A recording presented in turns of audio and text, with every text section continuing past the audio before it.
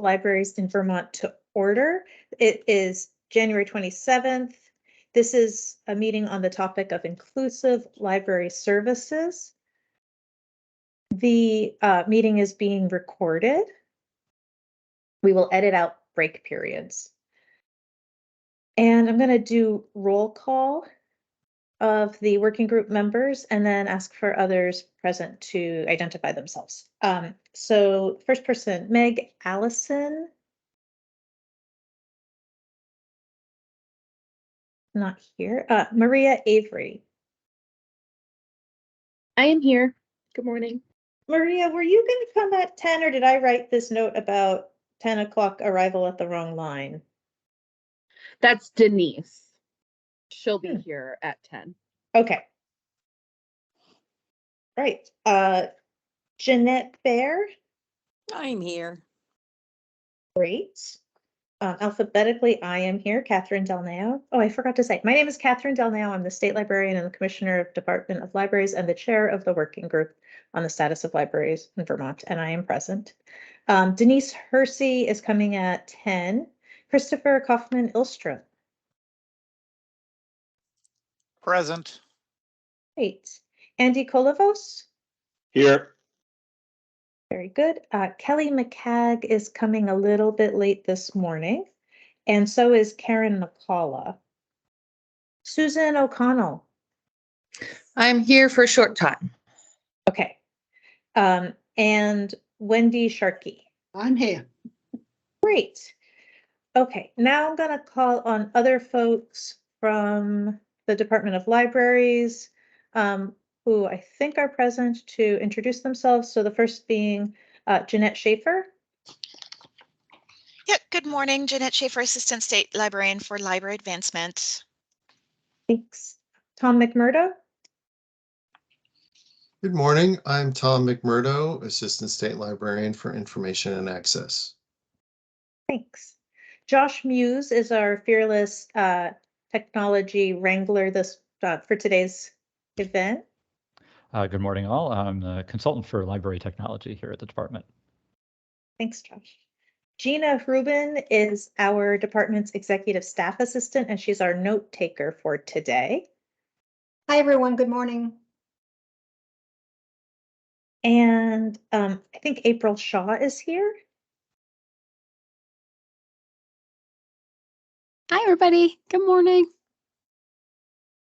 And let's see who else. Karen Gravlin is here. Good morning. I'm Karen Graflin, the Director of the Able Library and Consultant for Inclusive Services. Thanks, Karen. Jonathan Clark.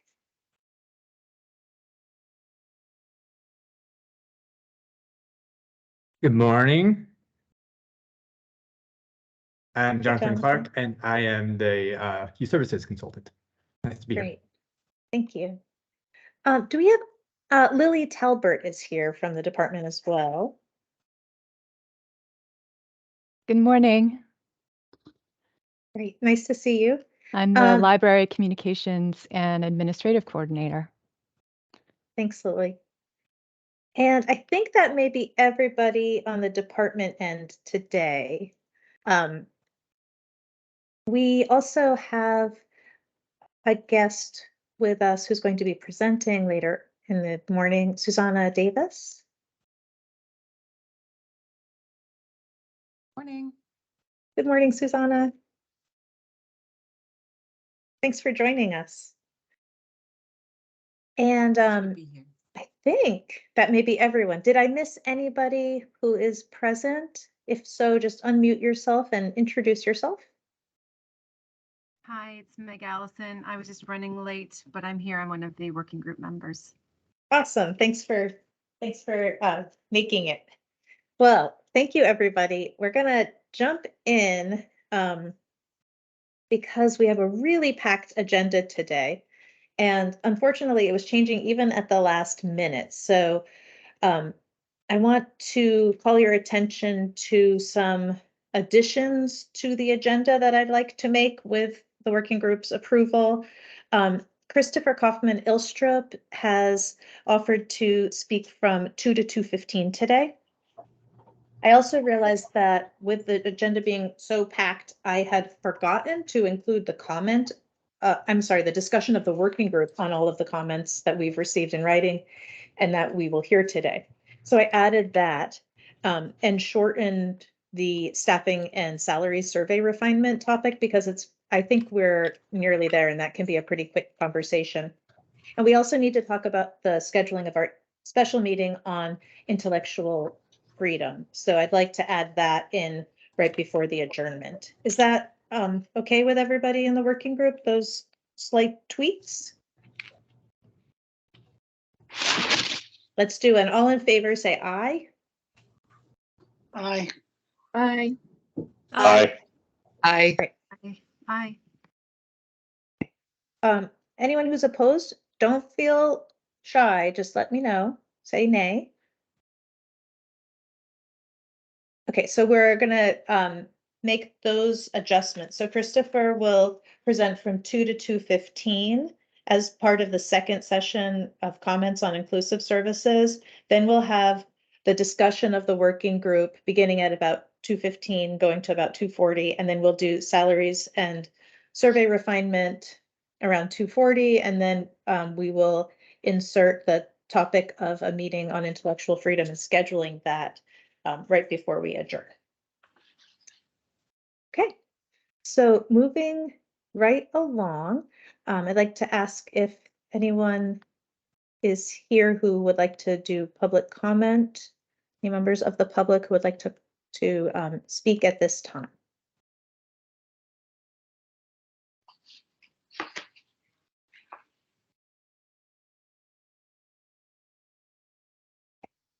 Hearing none, let's move into the fourth item on the agenda, which I am seeing now that there is a slight problem with my Roman numeral numbering system, and that there is no such thing as IIV, there is just IV, and we will edit that and get it revised. But we are moving into approval of the minutes, and we're looking at the December 16th, 2022 minutes, which have been posted on the website.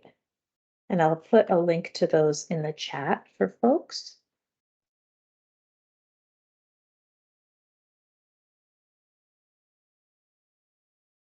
I hope everyone's had a chance to review them.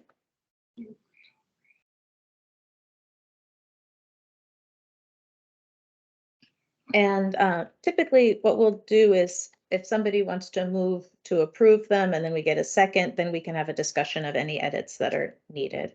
Would anyone from the working group like to make a motion to approve the minutes of the draft minutes of Friday, December 16th, 2022? On the topic of programming and salary. I can make a motion to approve the minutes. Okay, thanks, Wendy. Would anyone like to second that? This is Kelly. I'll second it. Thanks, Kelly, and welcome. Okay. So let's now move into discussion of the minutes. Did anyone see anything that should be revised or edited? Or are there any additions? Yes, there was something. What was it?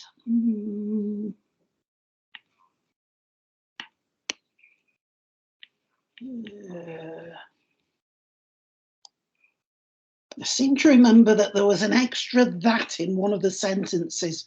And obviously, I didn't make proper notation on my list and I can't find it now. Oh, no.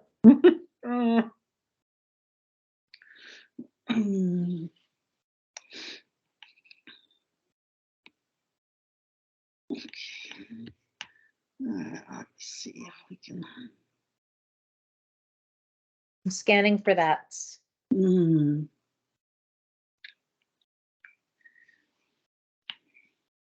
my machine is not letting me bring the file up at the same time.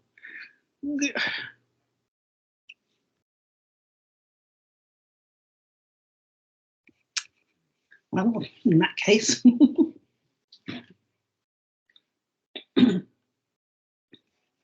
Well, one thing we could do is to recommend the removal of any duplicative that's. And we could vote to approve with that edit, and we can search for it later. But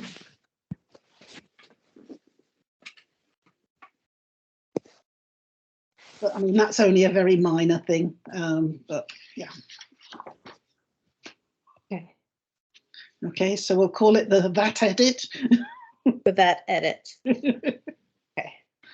So Gina will help us search for any double that's. Yeah. And we can make that change. Any other comments on the minutes? And I do want to share, these were minutes taken by Lauren Kelly, our technical services librarian at the Vermont Department of Libraries. And if all that is wrong with them is an extra that, then Lauren did a very good She job, did I a think. very good job. Yeah.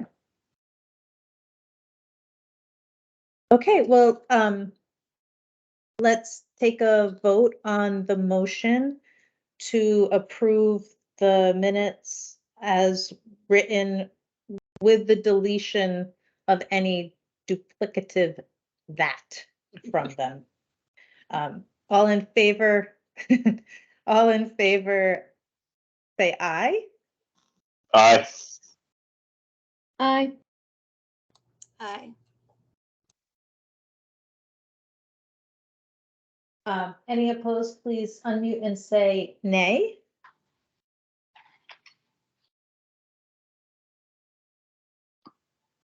Okay, the ayes have it. The minutes are approved, and we will remove the watermark. We'll remove any double that, and we will post them to the website of the working group.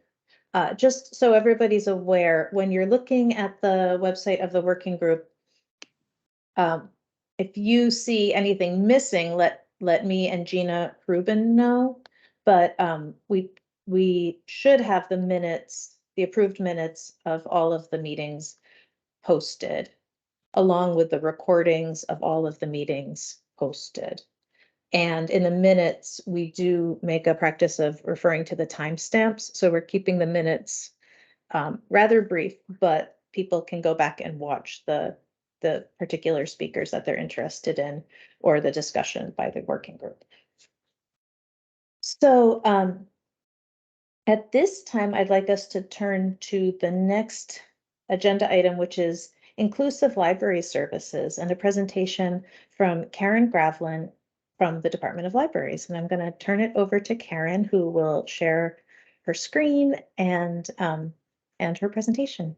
Oh, before I do that, let me just take 1 second to introduce this topic for everyone. And to remind everyone in the working group what it is that we have been tasked with studying.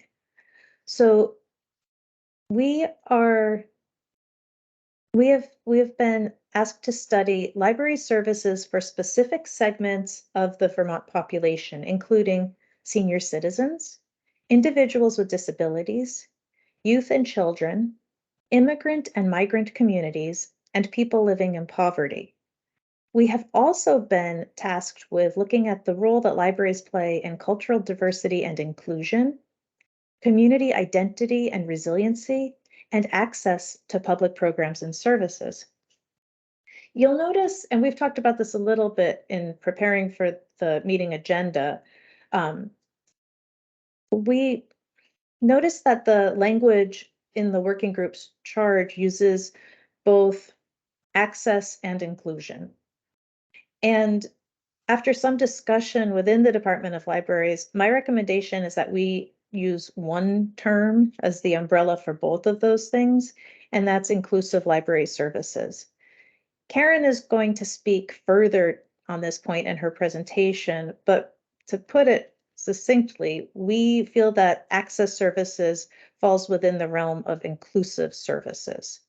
And our goal in libraries is to ensure that everyone can access information and services provided by libraries in a format and in a method and in a space that accommodates their individual needs. And this requires that we, as library professionals, pay particular attention to the needs of those who are in traditionally marginalized communities.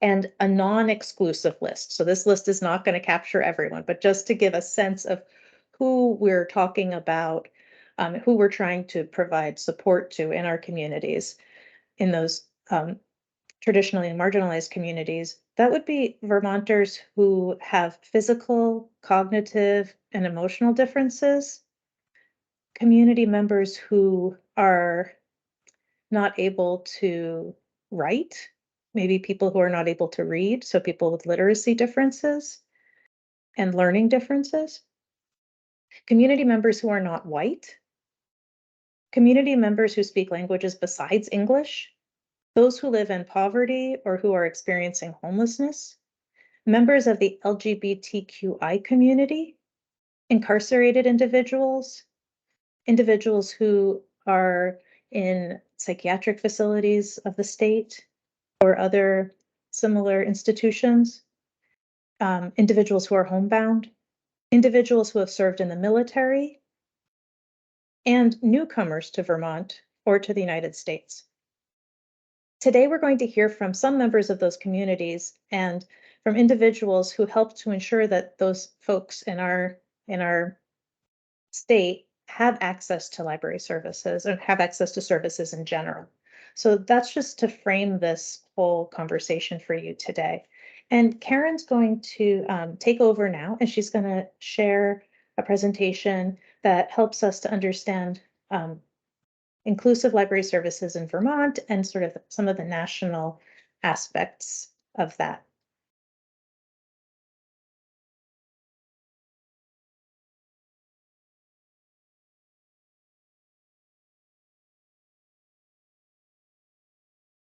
Okay, Karen. Sorry, can you see my screen? We can see your screen and we can hear you. Okay, perfect. So good morning. As Kathy mentioned, my name is Karen Gravlin, and I'm going to talk to you today about inclusive library services. So I have a dual role at the Department of Libraries. I'm both the director of the Able Library and the consultant for inclusive services. So as the director of the Able Library, I help to ensure the smooth operations of Vermont's library for the blind and print disabled. And on the consultant side of things, I work with libraries across the state who have questions or want support in providing library services to historically underserved groups within their communities. On a national level, every state provides services equivalent to what the Able Library provides, and there are a few other state libraries that have consultants whose focus is inclusive services, but it seems that there's been some criticism of that in some states recently due to the political discourse that's been happening around the country around diversity, equity, and inclusion in libraries. So I just wanted everyone to be aware of what it looked like around the country. So just to give you all a roadmap for my presentation today, I'm going to talk to you all about inclusive services, including what inclusive services means in the context of libraries. I'll discuss library services to people with disabilities and other underserved populations like incarcerated individuals and new Americans. And then I'll go over some best practices around library services to people who are underserved. So what are inclusive library services? In the context of my presentation, I'm going to use the definition provided in the Wisconsin Library Inclusive Services Assessment Guide. Inclusive library services are holistic, spanning library policies, space, and services. Inclusive services reflect equity and accessibility for all members of the community by intentionally developing and delivering services to individuals or groups for whom accessing and using the library is difficult, limited, or minimized. And so as Kathy mentioned, if inclusive services is kind of the big umbrella, then the term accessible services falls under that umbrella. Accessible library services refer to library services that are accessible to people with disabilities. And just as a side note, accessible services should not be confused with access services, which is the term academic libraries typically use to describe the face of the library, like the circulation desk and course reserves. It's a little difficult because libraries across the country use different terms, so I just wanted to make sure that we're all on the same page with these definitions as we move forward. Unfortunately, we don't have a lot of data about inclusive services in libraries in the state. Anecdotally, I know of libraries across the state that are providing inclusive and accessible services, and I can talk about some of the statistics about the underserved demographics themselves. But a lot of inclusive services in libraries are pretty deeply intertwined with other services and aren't typically tracked separately.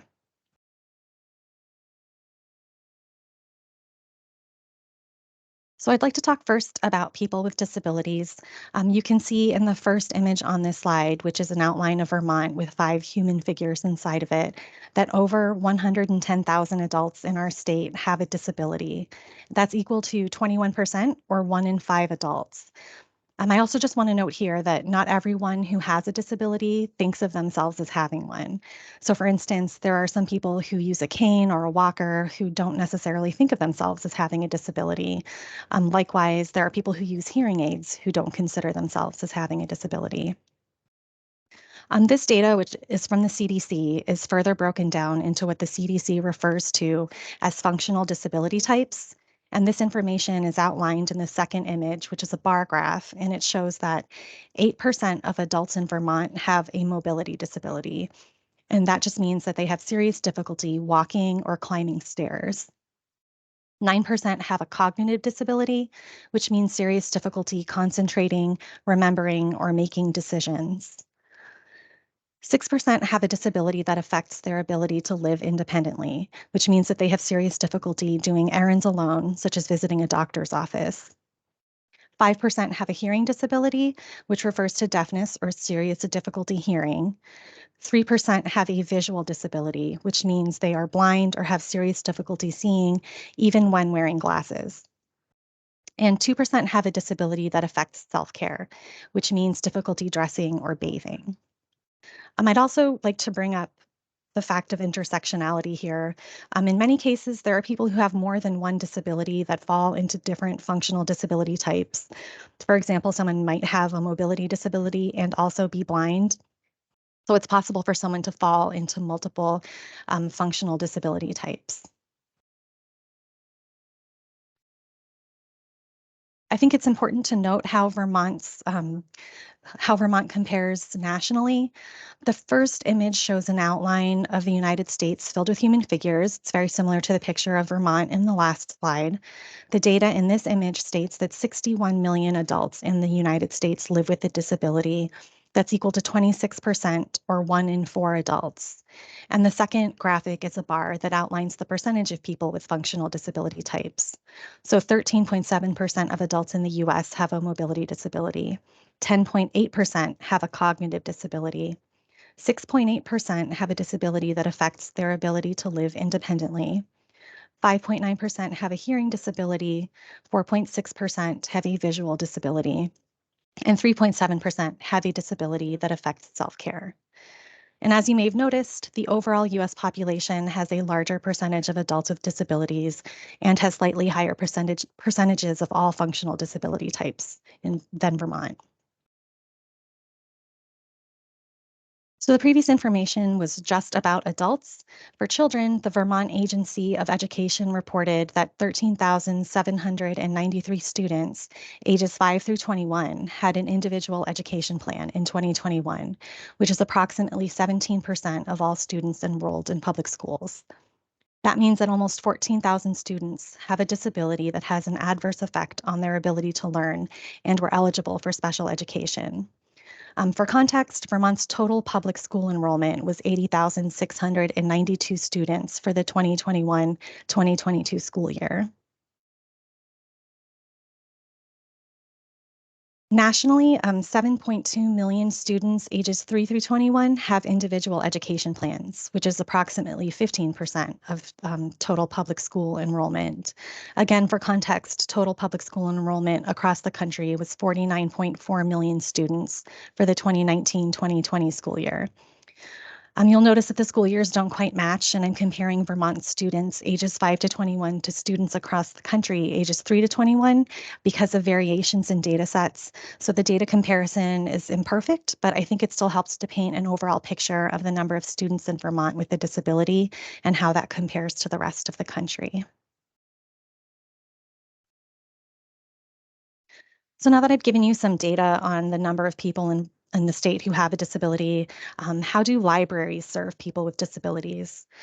The Department of Libraries administers the ABLE Library, which is Vermont's library for the blind and print disabled. So we're part of a national library framework that serves people who are blind or have other print disabilities. And we do that in collaboration with the National Library Service for the Blind and Print Disabled, also known as NLS, which is a division of the Library of Congress. So the ABLE Library serves any Vermont resident who has a visual or physical impairment that prevents them from reading standard print material. And we also serve people with reading disabilities like dyslexia. We have several collections at the ABLE Library. Our most popular collection is our audiobooks on digital cartridges. So a patron who chooses that format receives a special digital machine from us. Then we send them audiobooks that we upload onto a digital cartridge, which is essentially a special USB drive that can only be played on the digital machine we sent to them. All of our materials are sent for free through the U.S. Postal Service, thanks to a program called Free Matter for the Blind or Handicapped. We have several other collections to meet the needs of our patrons. So for Braille readers, we contract with the Perkins Library in Massachusetts, which is part of the Perkins School for the Blind, and they send our patrons Braille books through the mail. We also have large print books, which includes books for children, teens, and adults. As far as I'm aware, we have the largest large print collection in the state with over 10,000 titles.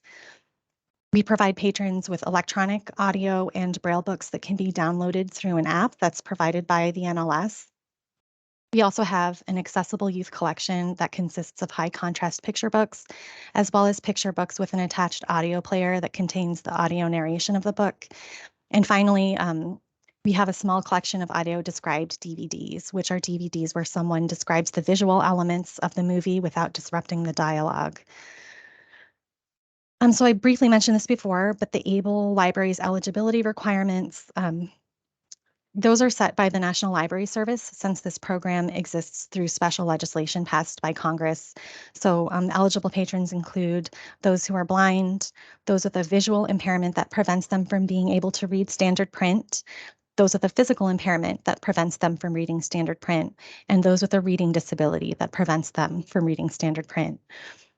In addition to serving patrons directly, we also cultivate partnerships with public libraries. We provide them with the option to receive large print deposit collections from us. So they tell us how many books they want and what genres. We send them the books and then they circulate them to their patrons for 3 months. And after that, they send them back to us and we send them a fresh batch of books. We also partner with other organizations like schools and assisted living facilities and provide them with institutional accounts so that they can access our services on behalf of their students or clients. This slide has a graphic that outlines some ABLE Library statistics for the last state fiscal year so that you have an idea of how the library gets used. So our patrons checked out 92,989 books and magazines through our digital cartridge format. They downloaded over 15,000 books and magazines through the BARD app. ABLE patrons directly checked out 7,099 large print books, while our public library partners checked out over 2,000 of our large print books to their patrons through deposit collections. We ran or co-hosted 18 programs throughout the year, and over 200 new patrons were added to the service. But there are many people with disabilities who do not qualify for ABLE Library services, and that can include people who are deaf or hard of hearing, people with mobility disabilities that might be prevented from visiting their local library, people with some cognitive disabilities, and people with mental health disabilities. Other states or public libraries do provide some centralized library services to these groups, and those services can include American Sign Language and teletypewriter reference services, as well as collections for deaf and hard of hearing individuals, books by mail for people with mobility disabilities that prevent them from being able to visit their local library, collections and library services specific to people with cognitive disabilities and learning differences, as well as collections and library services specific to people with mental health disabilities.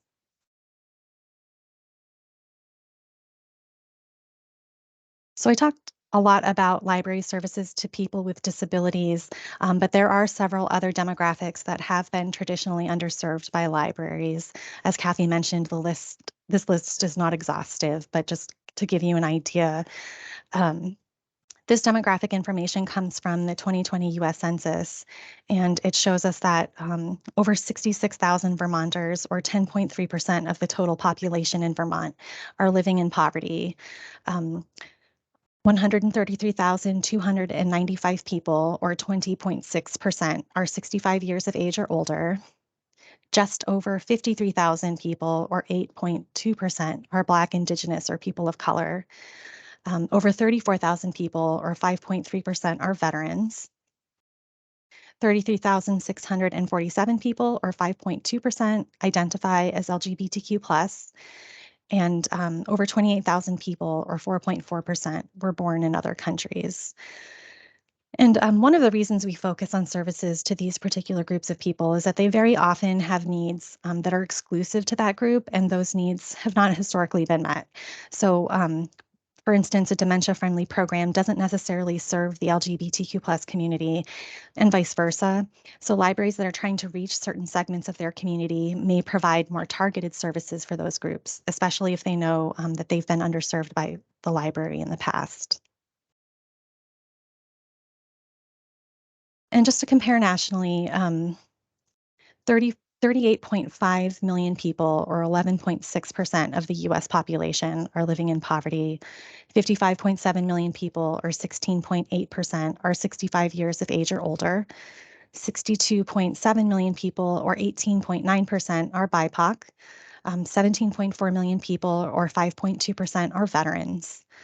Almost 15 million people, or 4.5%, identify as LGBTQ+, and just over 45 million people, or 13.6%, were born in other countries. As I mentioned, those demographics don't cover some other underserved groups like homeschoolers, people with substance use disorders, members of religious minorities, some homebound individuals, people experiencing homelessness, people living in rural areas, and incarcerated individuals. And I also want to note that what is considered an underserved group in one community may not be underserved in another as far as library services go. So that's something else to keep in mind, is that each community may have different groups of people that are not being served by the library. One of the underserved groups that the Department of Libraries is serving directly are people in state-run correctional facilities. So as outlined in Vermont statutes, the Department of Libraries is charged with providing these library services. So there are roughly over 1,300 individuals who are incarcerated across 6 correctional facilities around the state. Last year, we purchased just over 4,000 paperback books and distributed them across the 6 correctional facilities. And going forward, the Department of Libraries is planning to allocate $36,000 annually for library services to the 6 correctional facilities. The Department of Libraries is also charged with providing library services to those in state-run mental health facilities, also per statute. We currently have 2 facilities that are run by the state, the Vermont Psychiatric Care Hospital and the Middlesex Therapeutic Community Residence. So between the 2 facilities, there are 32 beds, but there is a new facility being built that would add an additional 10 beds to that. Last year, we purchased just under 600 books for the 2 facilities, and we also provided annual subscriptions to magazines as well as access to ebooks. And the department plans to allocate $3,000 annually to continue providing library services to this group. Another underserved population are New Americans. So for clarification, I'm using the term New Americans as defined by the American Library Association. So they define New Americans as immigrants, refugees, or temporary or long-term visitors. New Americans may be here with or without legal documentation. They might be born here to immigrants or have newly arrived themselves. New Americans may come from any place, including countries that are affluent and those that are under-resourced. So it's estimated that there are over 8,000 refugees in Vermont, and we know that 5.5% of Vermonters speak a language other than English. Here at the Department of Libraries, we support libraries serving this group with a few different resources. So we've recently begun circulating welcoming library kits to libraries. These kits are meant to help start a conversation on immigration within a community, and they consist of picture books that feature new arrival and new generation families and helps other readers kind of understand their experiences. One of the challenges for libraries serving new Americans is that public libraries in the US can be very different from the libraries people are familiar with in their native countries. So we created a basic document that outlines what a public library in the United States is, and we had the document translated into 16 of the most commonly spoken languages other than English in Vermont.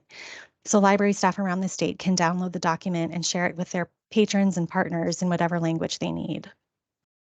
And we also have a webpage with resources for library staff on serving new Americans. A particular barrier for some new Americans wanting to access library services is linguistic isolation.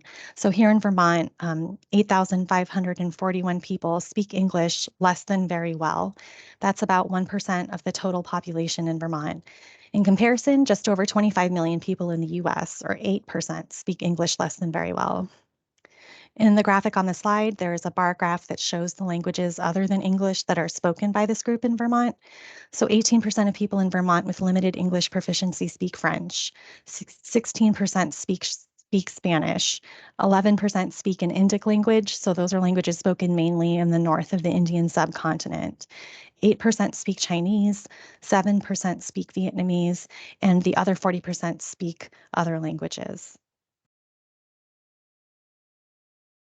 As far as libraries and language access needs are concerned, translation services are a need. So this would be getting things like signage, library policies, or applications translated into other languages.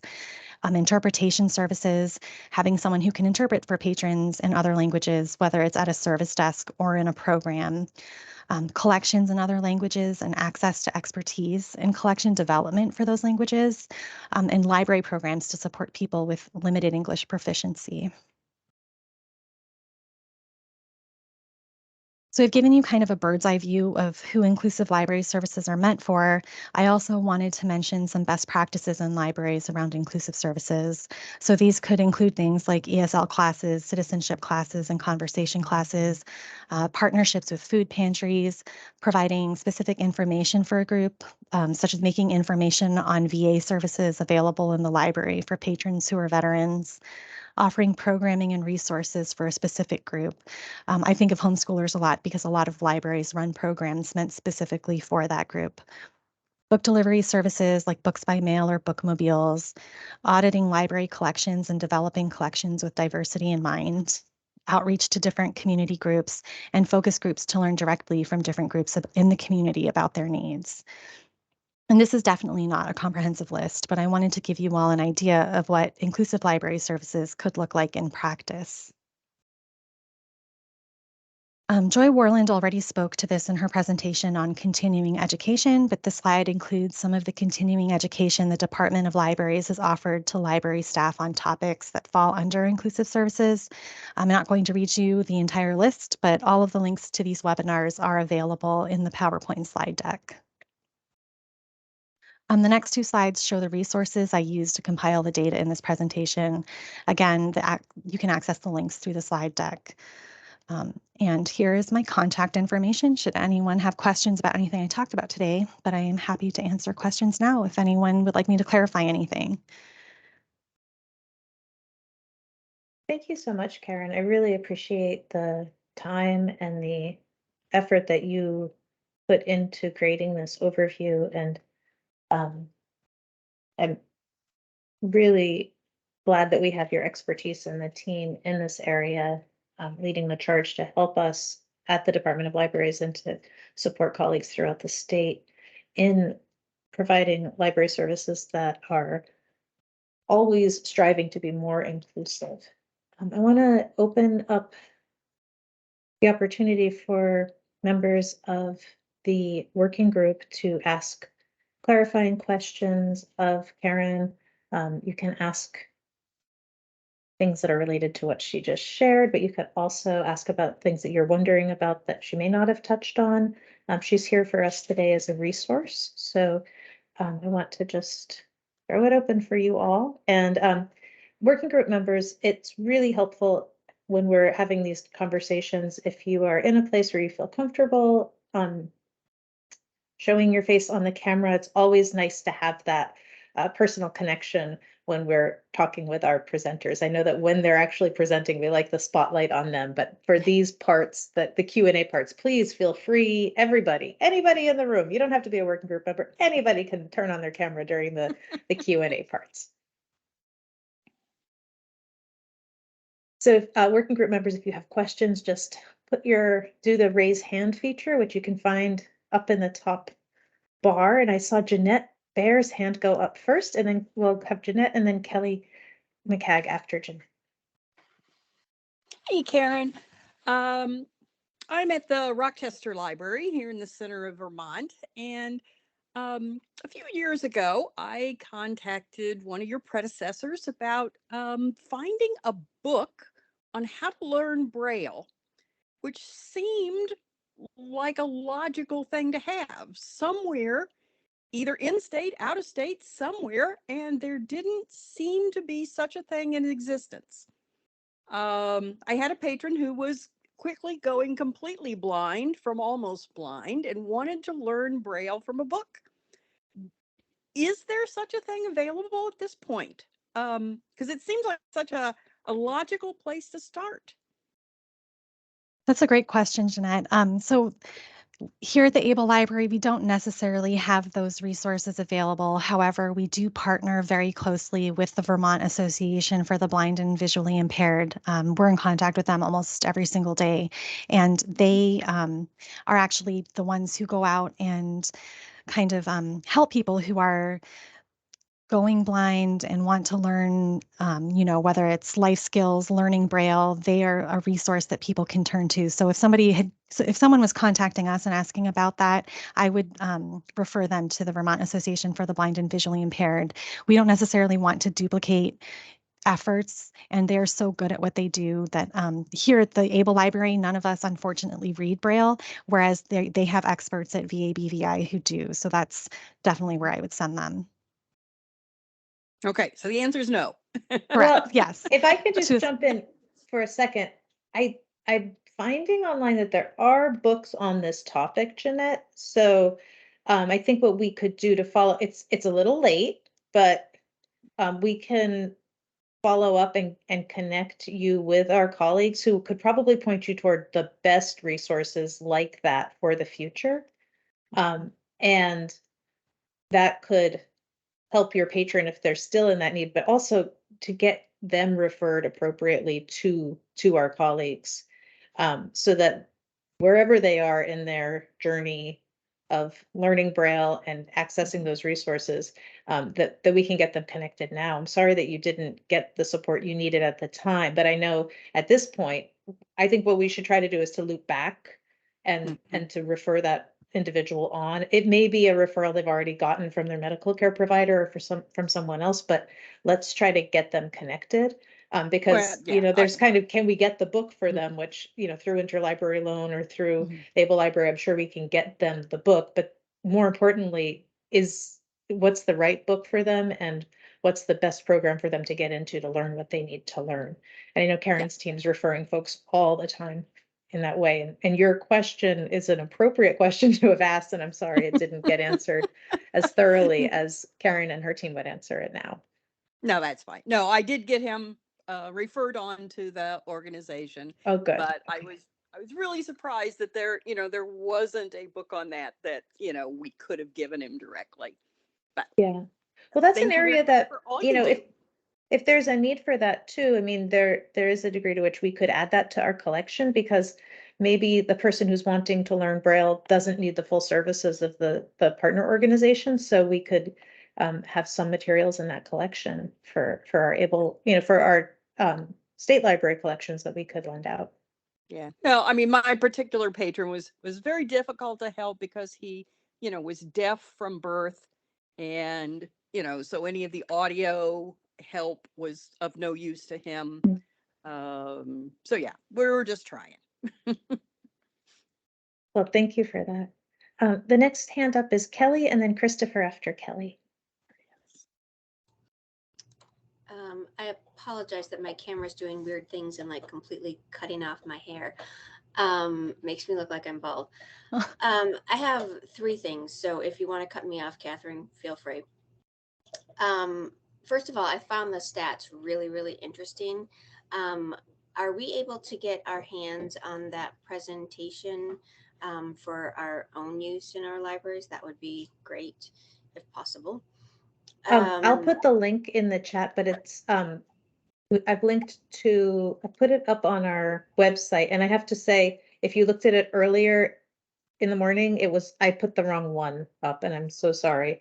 Okay. Josh helped me correct it while Karen was speaking, so I'll share this in the chat now, but it is correct. It's the correct version of the presentation on the website now.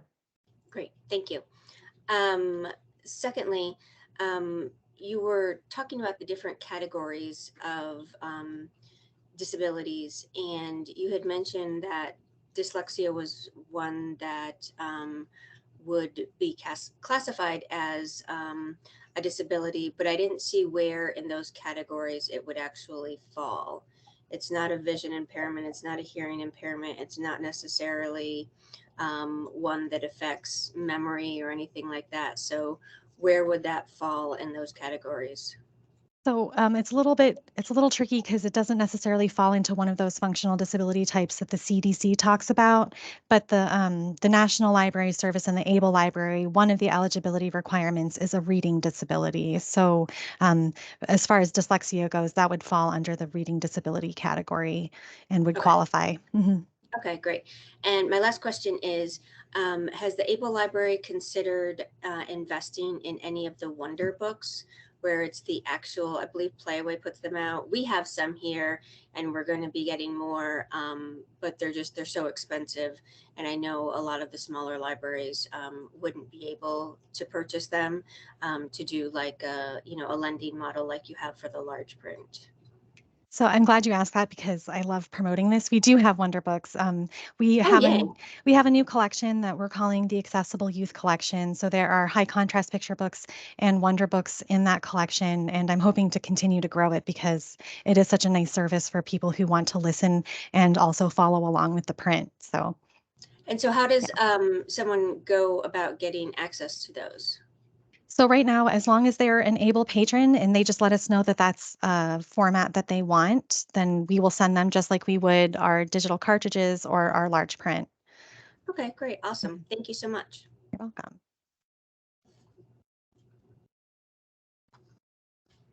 Just to share about that collection and those resources. This is an area where perhaps the working group could make suggestions about things that the department should include. We have funds that are specifically dedicated for youth that are not general funds and not federal funds. And so expanding that type of a collection might be something that's like a low-hanging fruit. Kelly, your hand is still up, but I think it's from where you just finished. Okay. No, and I raised it again. I'm sorry. It's okay. Oh, you raised it again?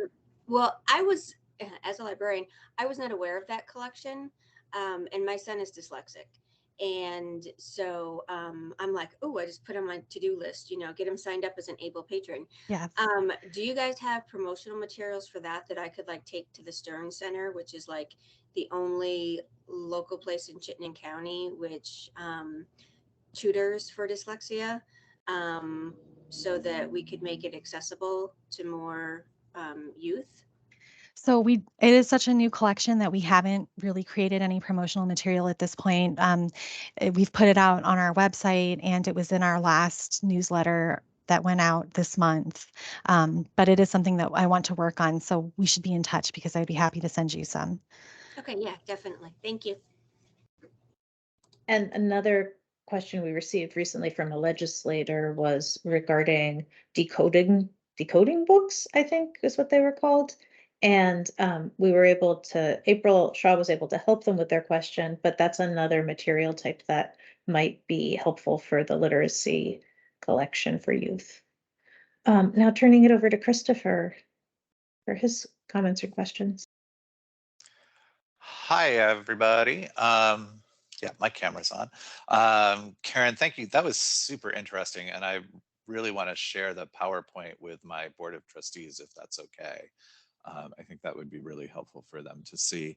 And I think my comment is one that maybe most people know, but in the census data, I think it's worth saying on the record that for populations dealing with stigma or discrimination, that's likely to be a pretty serious undercount. And I particularly think, of course, of LGBTQ people, but also people with disabilities, Native or Indigenous communities often won't fully report on identity issues. And of course, for families, one family member is reporting for the entire family, and they might not accurately know the identity characteristics of everybody in their family. So I just wanted to say that out loud, that our patrons from populations dealing with stigma or discrimination are probably much higher than the census data would show.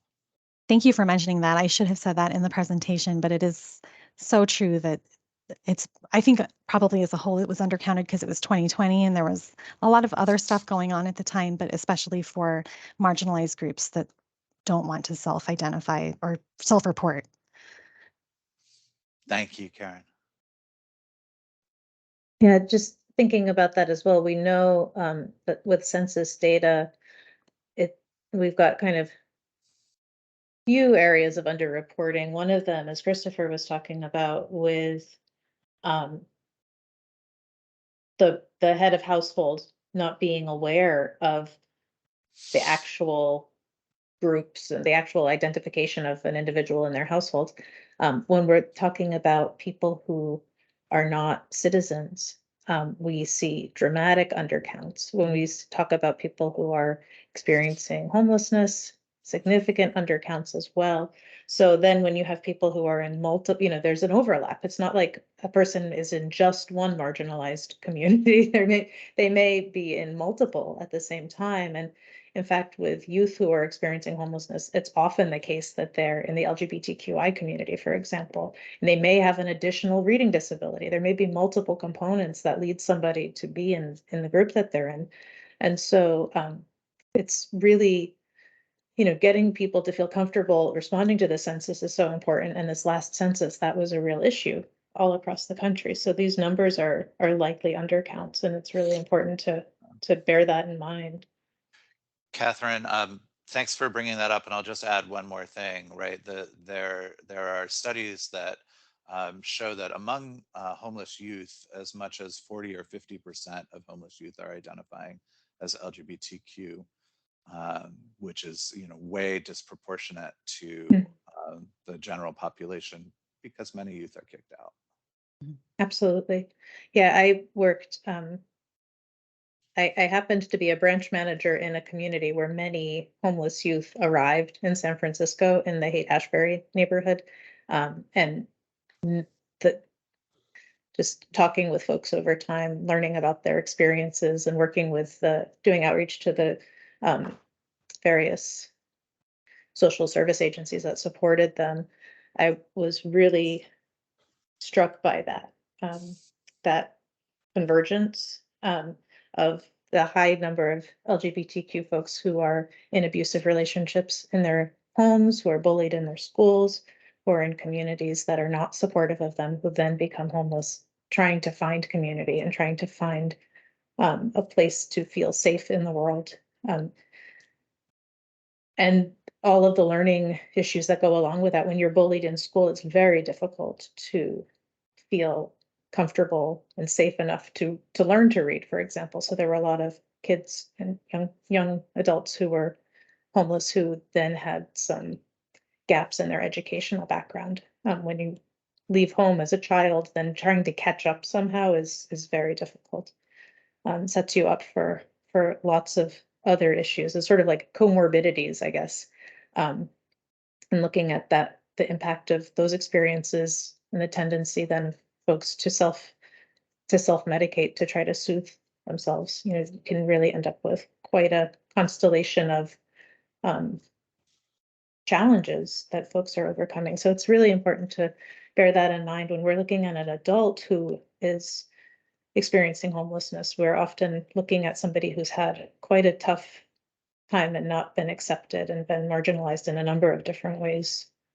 That's sort of my professional librarian, but my professional, I'm not a social worker or a psychologist, but sort of observationally, it's just something to consider. And that really something that we have to think about in libraries is, Karen's presentation is about how to, about sort of where the needs are, and some of the kind of easy things we can do to match, but our library institutions are set up in a certain way to continue to be used by the people who use them the most. And that is something we really have to come to terms with, because when you have limited funding and limited resources, and you now notice, wait, we're serving the non-marginalized primarily. How do we shift that focus and that attention? And how do we as a community support people? And how do we change the institutional practices that are perpetuating the exclusion of certain community members? That is really, that's a challenge to think through and to recognize in ourselves. And, some of it might look like include more inclusive collections. I'd say that's probably the easiest of the things to do, is to diversify our collections. Some of the other aspects are much more challenging to do. So those are things to think about. And I want to check if there's anyone else who has any comments or questions for Karen before we turn to our next presenter. Will be Susanna Davis from the Office of Racial Equity, who has joined us today.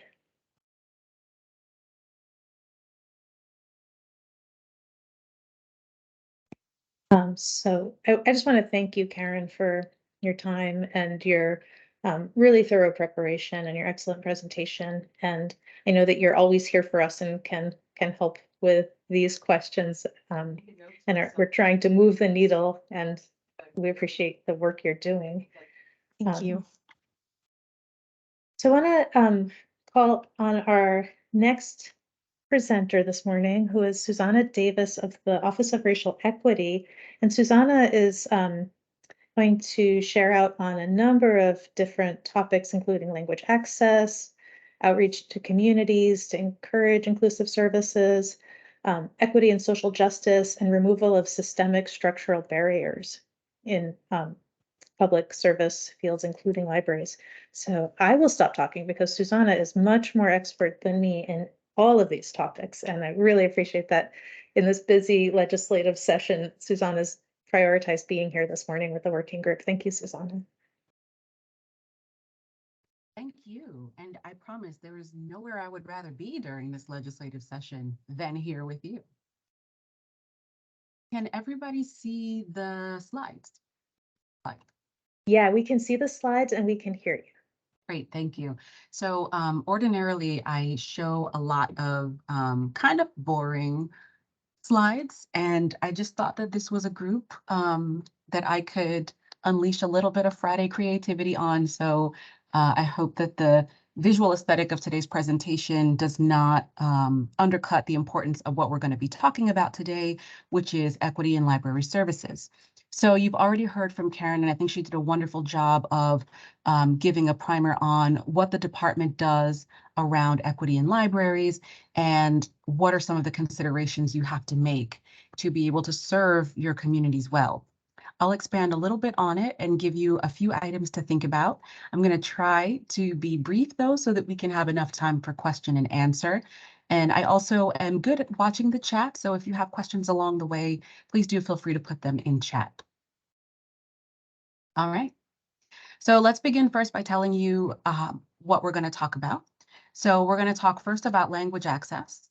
Then we'll talk a little bit about outreach, and then about justice and barriers to libraries, barriers to services, and barriers to government in general.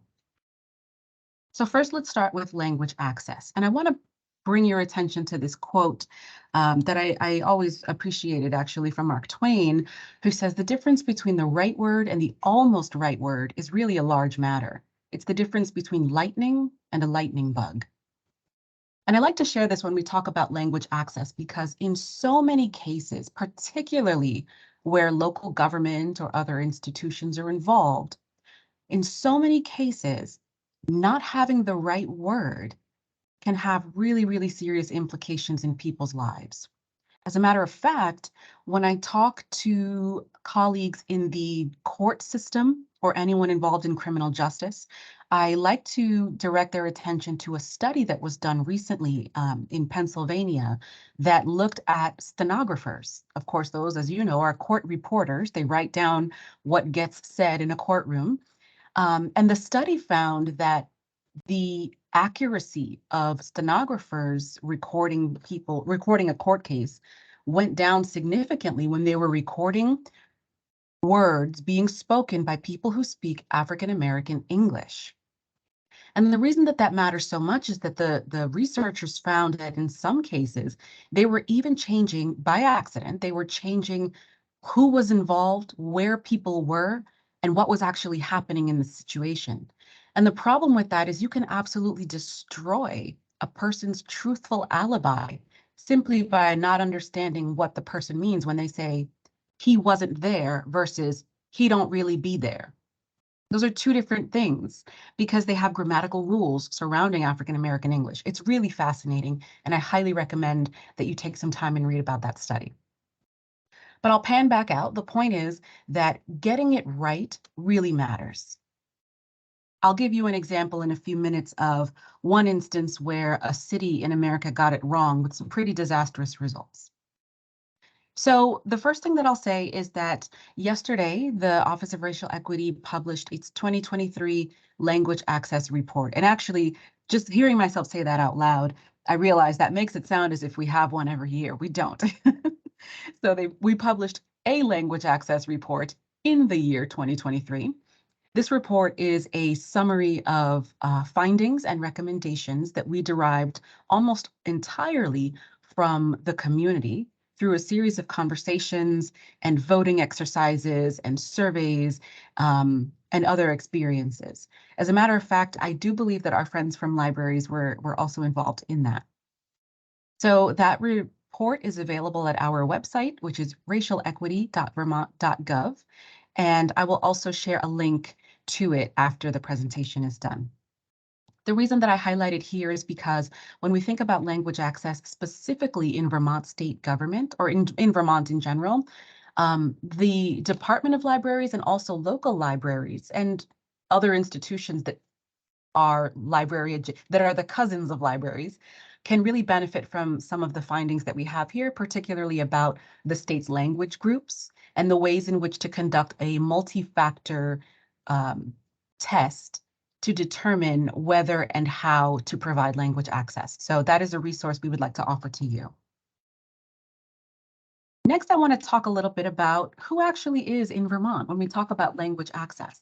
We have more than 34 languages spoken in this state. And for that reason, there's a list of languages into which we recommend materials be translated.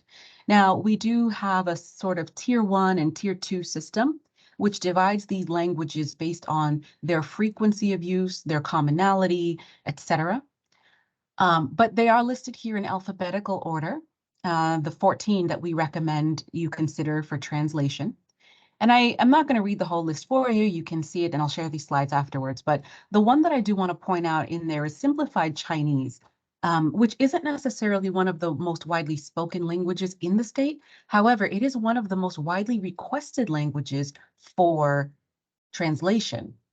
And as a matter of fact, depending on which institution you go to, the most common languages change. For example, Chinese is one of the most commonly requested languages for translation in the courts in Vermont, but not necessarily in other services. So there isn't one generic list that we can all pull from. It really does require that we look at the populations we serve and assess the need based on that individual relationship. I'm also going to note with Simplified Chinese and with traditional Chinese, those are the written forms of spoken Chinese. So for example, Mandarin is spoken, and simplified Chinese is the written version of that. So when we think about translating documents for Mandarin speakers, you may want to look to simplified Chinese. Whereas if you have a person who speaks Cantonese, you may want to look at traditional Chinese as the written form for translation.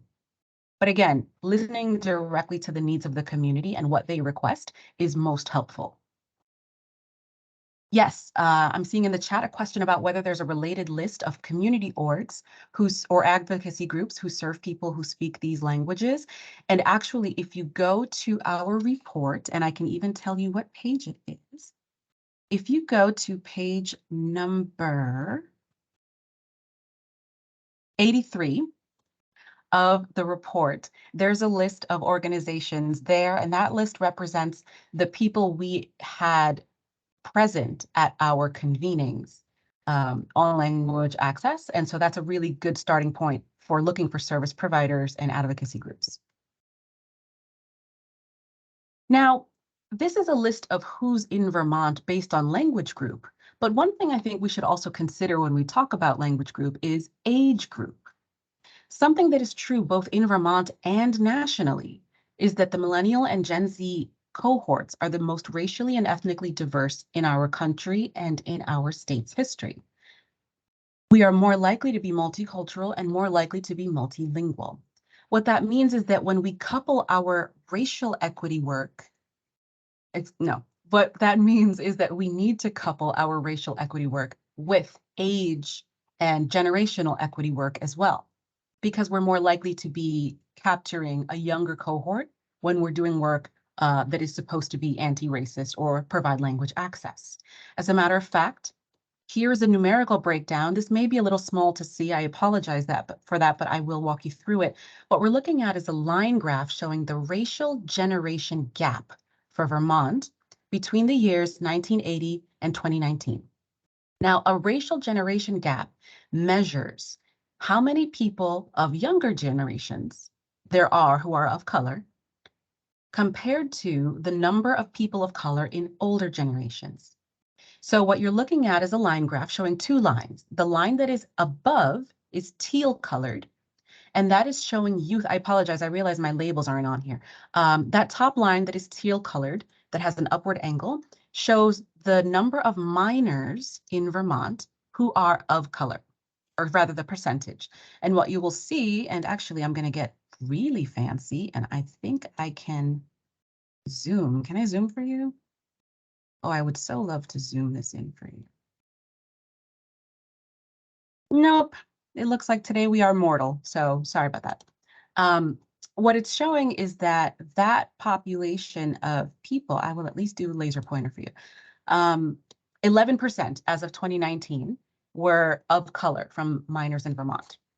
Whereas seniors in Vermont, older adults, I should say, represented only, older adults of color represented only 3% of the older adult population in Vermont.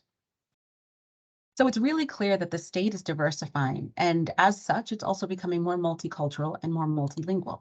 So language access services really matters, not just as a function of language group, but also as a function of age cohort. Now, I want to talk to you a little bit about some examples of when we get it wrong and what it could cost us. The first example I'll share with you with my misaligned slide is Flint, Michigan. So in Flint, as you know, years ago, it was discovered that the water was toxic. It was poisonous. It could kill you, which is one of the scariest things for any living creature on the planet ever, by the way. But in Flint, once they were made aware of the problem, they immediately sprang into action. They notified the residents, et cetera, et cetera. However, residents and visitors who didn't speak English were exposed to that toxic water for weeks longer than English speakers because the city was not sharing notices or warnings in any language other than English. Now think about how much water you go through or expose yourself to in a week. I know because I think about it all the time. When I'm brushing my teeth, when I'm drinking from this massive canteen, when I'm showering, when I'm washing clothes that I'll then put on my body, right? You expose yourself to so much water. And for multiple weeks, non-English speakers were continuing to consume something that was slowly killing them simply because their city didn't think to maybe translate something. So that has irreparable and permanent health deleterious effects that we can't just sue our way out of. Here's another example of where we got it right. Here in Vermont, again, another misaligned slide, sorry. In Vermont in 2020, we saw that the Congress had just passed the CARES Act, which provided stimulus payments of, what was it? The $1,200 payment, I think. And at the time, I don't know if you remember, but at the time, we didn't know there would be multiple rounds of stimmies. So we thought that would be the only one. And Congress, the way that it worked out was that the federal government deliberately excluded anybody from receiving a stimulus payment who didn't have a social security number. Now, it was a very clunky way of deliberately excluding undocumented people in the United States. The problem is, not only was that grossly unethical, but on top of it, it also ensnared people who were legally present in the country. Perhaps you're on a student visa or you otherwise don't have a social security number. It also excluded anyone in a mixed status household. That is to say, if even one member of your household didn't have a social security number, the entire household was excluded from receiving any stimulus payments. In Vermont, that actually affected several thousand people. So the state created a state level fund to provide stimulus payments to people who were excluded from CARES Act payment due to their or someone else's immigration status. And the reason this was so monumental was because, one, everyone was scared about money, and we still knew this was a good investment to make. But two, because we knew that, oh gosh, I completely lost my train of thought. The point is, it was really money. Oh, I know what I was going to say, because it was the first state level fund in the country that provided payments that were equivalent to the ones that were being delivered to everyone else. There were a couple of other funds, but they were significantly lower in amount because they were funded from nonprofits or community fundraising. In any event, as part of the state of Vermont's program, we had to meet people where they were, which meant, hey, you know what? I am a farm worker and I work from 4 a.m. until 10 p.m. I can't do this, I can't meet with you during business hours. And so what we did was we had our community partners saying, okay, great, I'll meet you at 10:30 at night at this gas station right next to your farm. And really meeting people where they are. That means saying, oh, you don't have a laptop to fill out the application. I will meet you with a laptop. Where do you want to meet? And they would go to places like laundromats and gas stations. And I imagine at least a couple met in a public library. But I'll come back to why that may not have been the case. So this leads us to the next portion, which is outreach. Part of being, thank you, Meg, yes, outreach. Being able to have a successful economic stimulus equity initiative meant we had to be able to do community outreach. Now, I like the image that we're looking at on this screen because this is precisely the opposite of how we should be doing our outreach. In the United States, traditional libraries have been places where we expect people to come to us. We sit behind a circulation desk. We sit with our fingers ready to comb through the Dewey Decimal card system, and we sit there and we wait for a patron to come and ask us for help. And there's nothing wrong with that per se, but we find that in our overly distracted world, we've got to do a little bit more proactive outreach to remind people of everything that libraries and related institutional cousins have to offer. So some of the outreach that needs to be done in libraries has to be able to keep up with modern demand. These days, libraries are places students can go for after-school programs, where people can take courses to study for citizenship exams or for other professional exams, like the CDL test, the commercial driver license exam, right? People access all kinds of materials in libraries. As a matter of fact, in Vermont, you can even check out non-literary items like cast iron skillets. It's amazing. I love this place. So libraries are really, really important connection points in our communities today. And as such, we've got to be able to keep up with what the communities actually need from us. That means doing things like meeting people where they are and also meeting people where they want to be. It's often the case that when we talk about low-income communities, we talk about them as if they will always be low income, as if finances are static in our lives, as if the amount of money that you made in your 40s is the amount of money that you were making in your 20s and that you will make in your 70s. The fact is, we know that in 2007, I'm sure a lot of people thought they knew their socioeconomic standing in life. And then the bottom fell out. And a lot of people found themselves in income brackets they didn't expect to be in. So not just meeting people where they are by stereotyping them and assuming that their current position is who they'll always be, but also meeting them where they want to be, which means, yes, maybe you have a young reader who's struggling right now with literature, but that person may not necessarily need to be in remedial courses forever. If we're doing it right, we're going to end up changing people's station and creating that mobility that we like to see between members of our communities.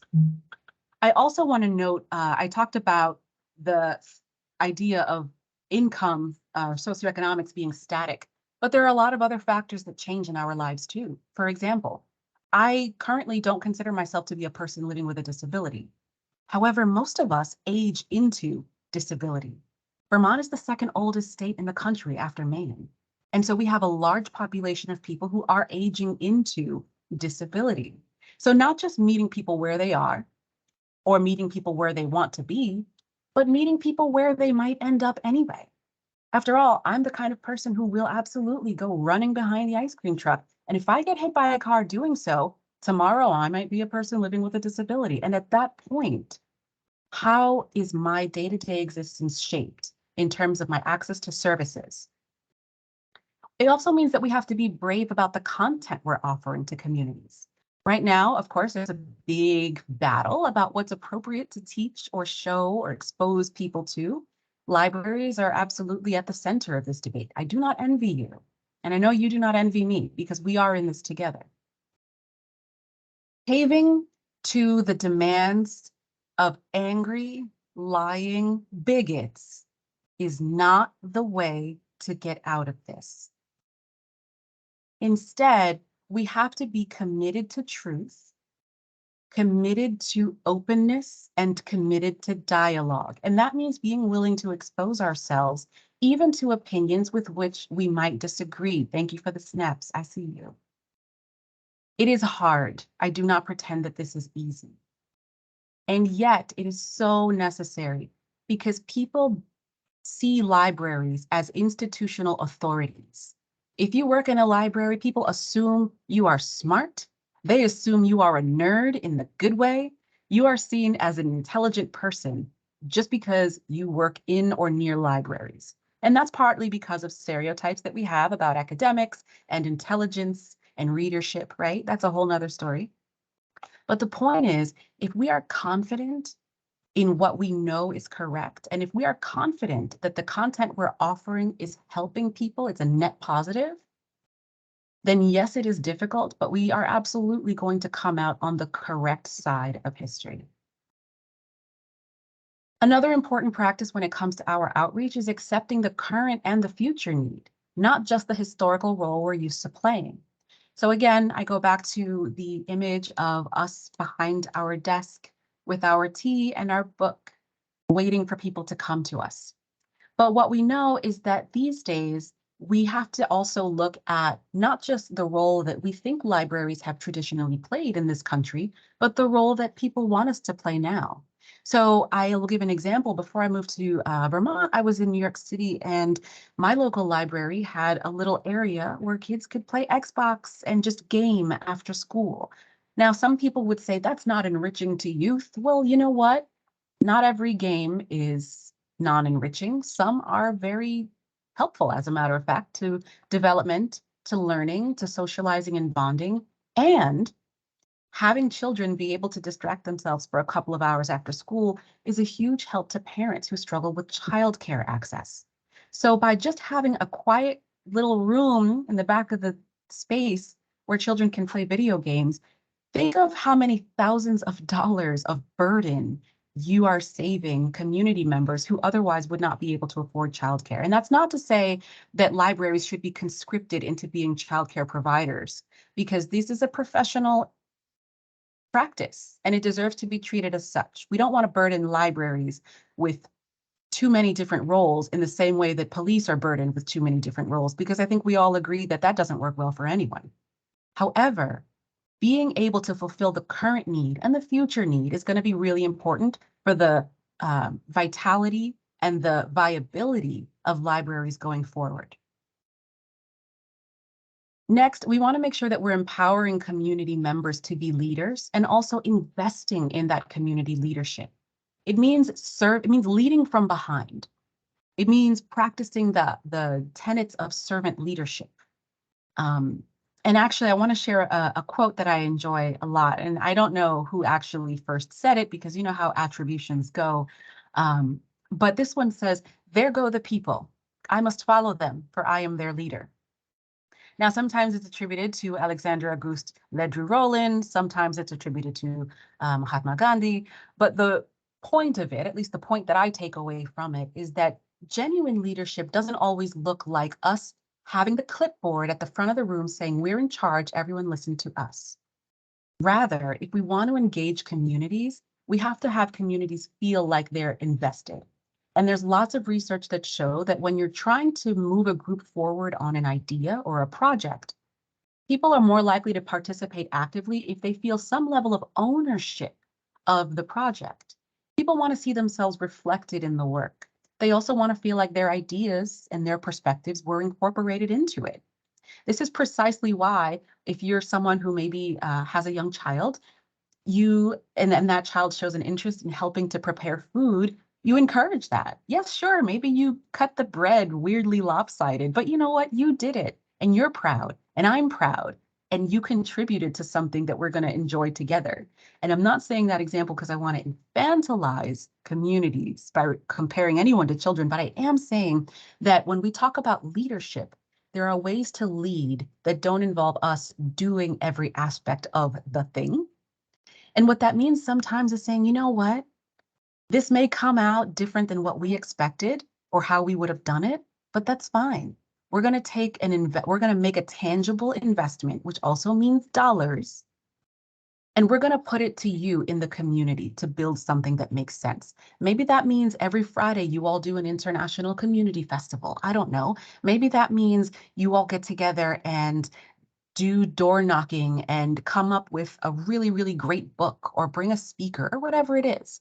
There are lots of things that people have hidden talents and hidden passion to be able to do, and they're just waiting for the opportunity for someone else to step back so that they can step forward.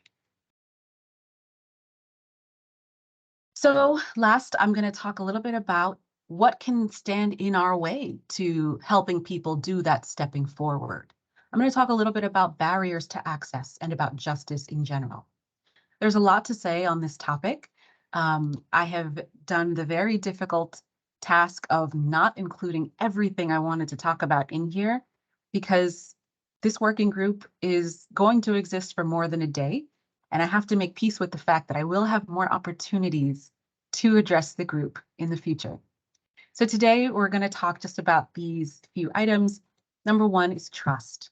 One of the biggest barriers to us being able to reach communities who we may not be accustomed to reaching is trust. Local government, state government, and the US federal government have caused such great harm. And I don't just mean historically. I'm not just talking about the Tuskegee study of untreated syphilis in the Negro male. That's the formal title of the study. I'm not just talking about Mississippi appendectomies, which were the euphemistic term to describe unnecessary hysterectomies of women of color so that med students could get practice doing the procedure. I'm not just talking about that. And as a matter of fact, I'm not even just talking about health. There are so many ways in which local, state, and federal governments have really burned us as brown people, as women, as young people, as disabled people, as gay people, as people whose languages are not English.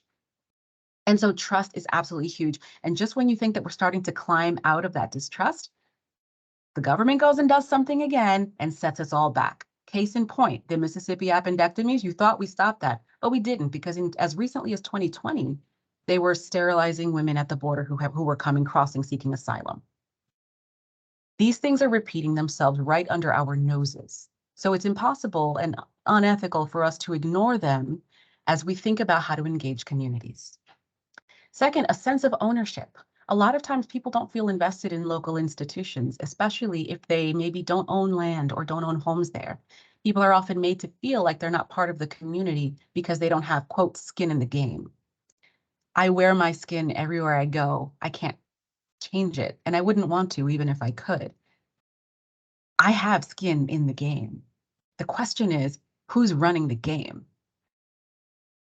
The next one is stereotypes. We know that stigma and historical tropes around things like academia and reading and who has leisure time, who can engage in a book club, and who's got bills to pay by contrast, right? And obviously those two things aren't mutually exclusive, but oftentimes they're seen as such. Yes, it's great that I can borrow or check out a pair of skis from my local library, but skiing is often cost prohibitive, and even just providing me the skis isn't necessarily enough for me to be able to participate in that world. We know that money and time can be barriers to accessing services. Sometimes being involved in local institutions and their projects can be time consuming or cost prohibitive. We know that sometimes a sense of place is really big. Maybe I want to be involved with my local library, but everybody who goes there, maybe they all show up when I pull up into the parking lot, everybody's truck has bumper stickers that make it really clear that I'm not welcome. Maybe things like nativism, me not being from Vermont, or certain customs that people may have or know about, or just the media. Are there still outdated reading encouragement posters on the walls that only show white people? And of course, language, which we already talked about. If services are being offered but not in your language, they may as well not even be offered at all.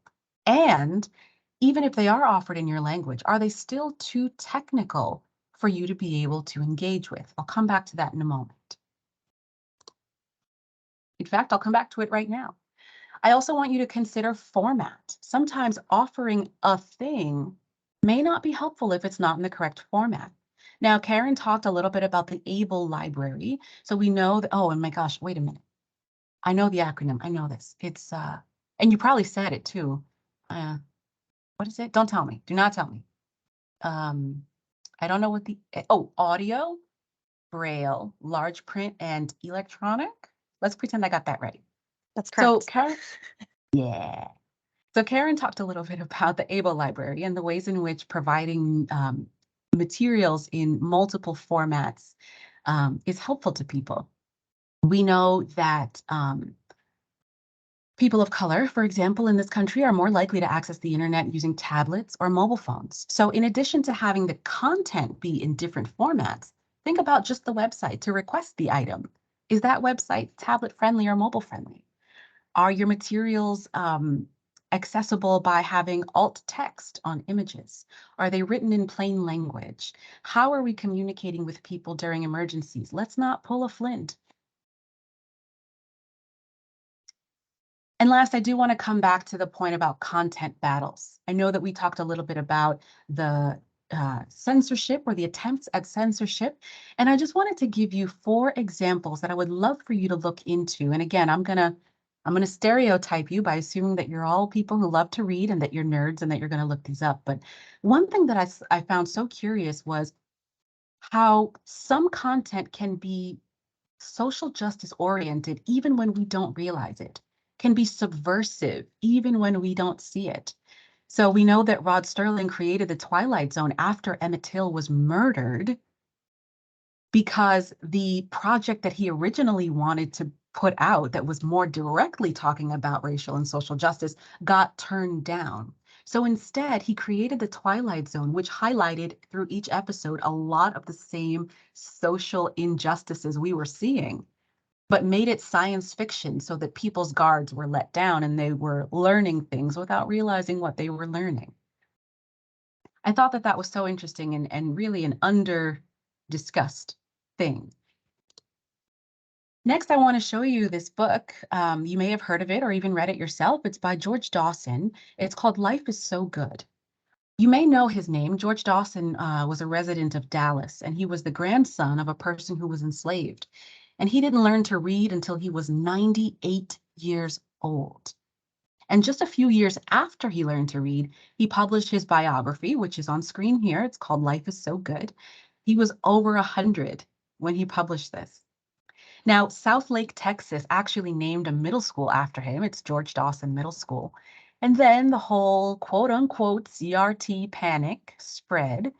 And then the district decided they need to review the book to determine whether it's appropriate for the school. I want to rephrase that to make sure you really heard me. George Dawson Middle School is questioning whether to allow George Dawson's autobiography in the school. So you can name a school after a man because you're so inspired by his story, but you don't want the children to know the story in his own words. I also want to share these words from Bernice King, who is a descendant of Dr. Martin Luther King Jr., who says, if you don't think representation matters, you're probably well represented. It's an important point as we talk about content, because oftentimes what content are available in these institutions, it's more than just whether we want to have access to more. It's about representation and it's about visibility. And for those who claim that these are not important factors, oh, we already have the MLK book. Why do you also need this other book about, I don't know, Rodney King or Marcus Garvey or what have you? If you really think that providing one token example of everyone is sufficient, it's probably because you're swimming in examples of yourself everywhere you go, and you don't realize what a void it creates in an entire demographic group when you don't have that kind of representation. The last thing I want to share with you is a thread by Dr. Lisa Corrigan. The thread begins with the words wedge issues like book bans, and I've put a shortened link on the screen because I would love for you to read it. It's a long thread, so I'm not going to share it in its entirety here, but she's so cogent and she's so clear about the dangers, the inputs and the outputs of things like book bans. That is actually everything I have for you. I know that I'm slightly over time, and I know that we're encouraging folks to take a bio break. So I'm going to pause here, and if you have questions for me, I'd love to take them. And if not, that's okay too. Thank you for your time. Susanna, thank you so much. That was really important information that you shared with us. And I was taking notes and pinging Gina, make sure this gets into the minutes, and just full of great things for us to bear in mind and think about. Not always easy things for us to bear in mind and think about. And I want to be sure everybody doesn't feel encouraged to take a bio break at the same moment. Stagger that as much as you can. But I think it's really important that we take some time with Susanna to follow up with questions and thoughts, to hear from Susanna about what she's shared. As you're listening, what has she shared that is making you think about your service to the community here in Vermont, and what you want her input on? If you're thinking, well, should we change this, or what about this idea? Please, I know I've got something to follow up with Susanna about with our Department of Libraries, and something I noticed as I was looking through the language access report. So I'll follow up with her. I won't take everybody's time on that, but I want you to have this opportunity. So I see some of you have come on screen, which I love. I love seeing your faces. So put up your hand or just jump in. Somebody ask or comment or share. I see Christopher's hand up. Hi, Susanna. It's great to see you. Wish we were in person. I just want to thank you for the really great presentation, and also the section of the presentation that reminds us that libraries without walls are the way of the future, right? That we can't stay in our buildings and expect that everyone's going to come to us. A lot of people do come to us, but certainly not everybody. And I just, the comment that I have is that the pandemic really seems to be an opportunity as well as a tragedy to really acknowledge that the way we have occasionally done things in the past does not work, and that we need to deeply rethink much of our programming. I'm thankful to many members of the group here that we work with, including Meg Allison and Kathy and others who have really helped us to think about our library programming in different kinds of ways where it really does get out into the community. And we're in the process here at our library adjacent organization at Vermont Humanities of really changing most of our programming to be less about you come to us and we'll tell you some great wisdom, and a lot more about getting out into the community and engaging with folks who will tell us their wisdom. And so I just want to thank you for the presentation and say I think that's a really important part of whatever we report back to the legislature, is that libraries are not just buildings with books. And we all know this, but I think a lot of decision makers don't.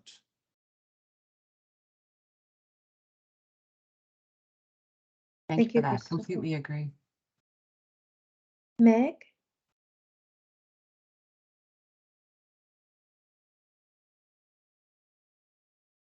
Oh, I think you're muted, Meg. Yeah.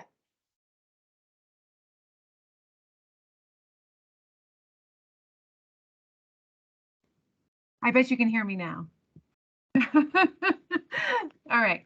Thanks, Susanna. That was incredible. I am past president of the Vermont School Library Association. So much of what you said resonated with the challenges and the joys of working with students in a school library. I just replaced like barriers to government with barriers to education for that slide as well. And, we come up to that all the time, like who is accessing the library, who isn't accessing the library.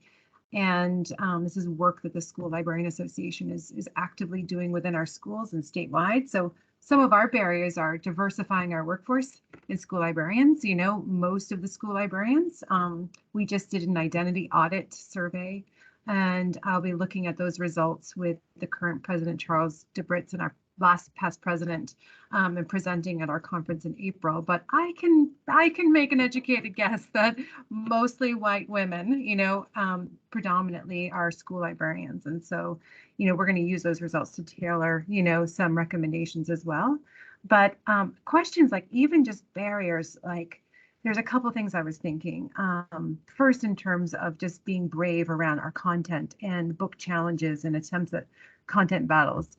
If public and school libraries can start to, maybe communicate together and stand together, in the face of those challenges, because I would agree, stereotypes about librarians, the bigot who's trying to ban a book, or the well-intended parent who's trying to ban a book, for their child and therefore for everyone's children. They're not going to know if I'm a school librarian, a public librarian, academic librarian, state librarian, right? They're going to know, and I think we can band together and find ways that if a book is challenged or banned in a school, how can students get access in our libraries? We saw that the Brooklyn Public Library System, in the wave of nationwide bans, has offered free library access to any youth in across the country. So I'm wondering in state how libraries can do that as well. Maybe more well-funded libraries can offer access to less funded libraries and communities in terms of at least digital resources. But barriers like fines and billing for billed books. Our school still has a policy on billing for books and creating fines, and I'm a subversive librarian. I often have conversations with students to say, and we have the power as librarians to make a decision right at the desk to say, we'll just put that book in lost. Or we bill the student, who then becomes another barrier, and students stop coming to the library. I just applaud you for creating space for these incredible conversations. My brain's on fire with thinking about all sorts of ways to continue the work to make our school libraries as inclusive as possible and amplifying historically marginalized student populations and students and putting them at the center, because when we do that, everybody benefits. We are having our conference on April 3rd, Susanna. It's a joint conference between Vermont School Library Association and the Vermont Library Association. I'd love to reach out and see if we can't get this presentation presented with you. That would be a large audience, because I know I'm just buzzing from it with so many ideas. So thank you. That would be great. Thank you. I just put my email in the chat, and I have a staff person on the line as well who can help coordinate that. That's very generous of you. Thank you. I'll reach out. Just building, Meg, on what you shared, I think something that we as a working group need to dedicate more time to, and potentially we'll hear more things today that help us to identify these areas. But Meg, as you were just sharing, the charges to replace a lost item, that's a barrier to access. Vermont's libraries are doing great work in reducing or eliminating, completely eliminating, for a large part, fines for library overdue materials. And just to speak a little bit on that topic,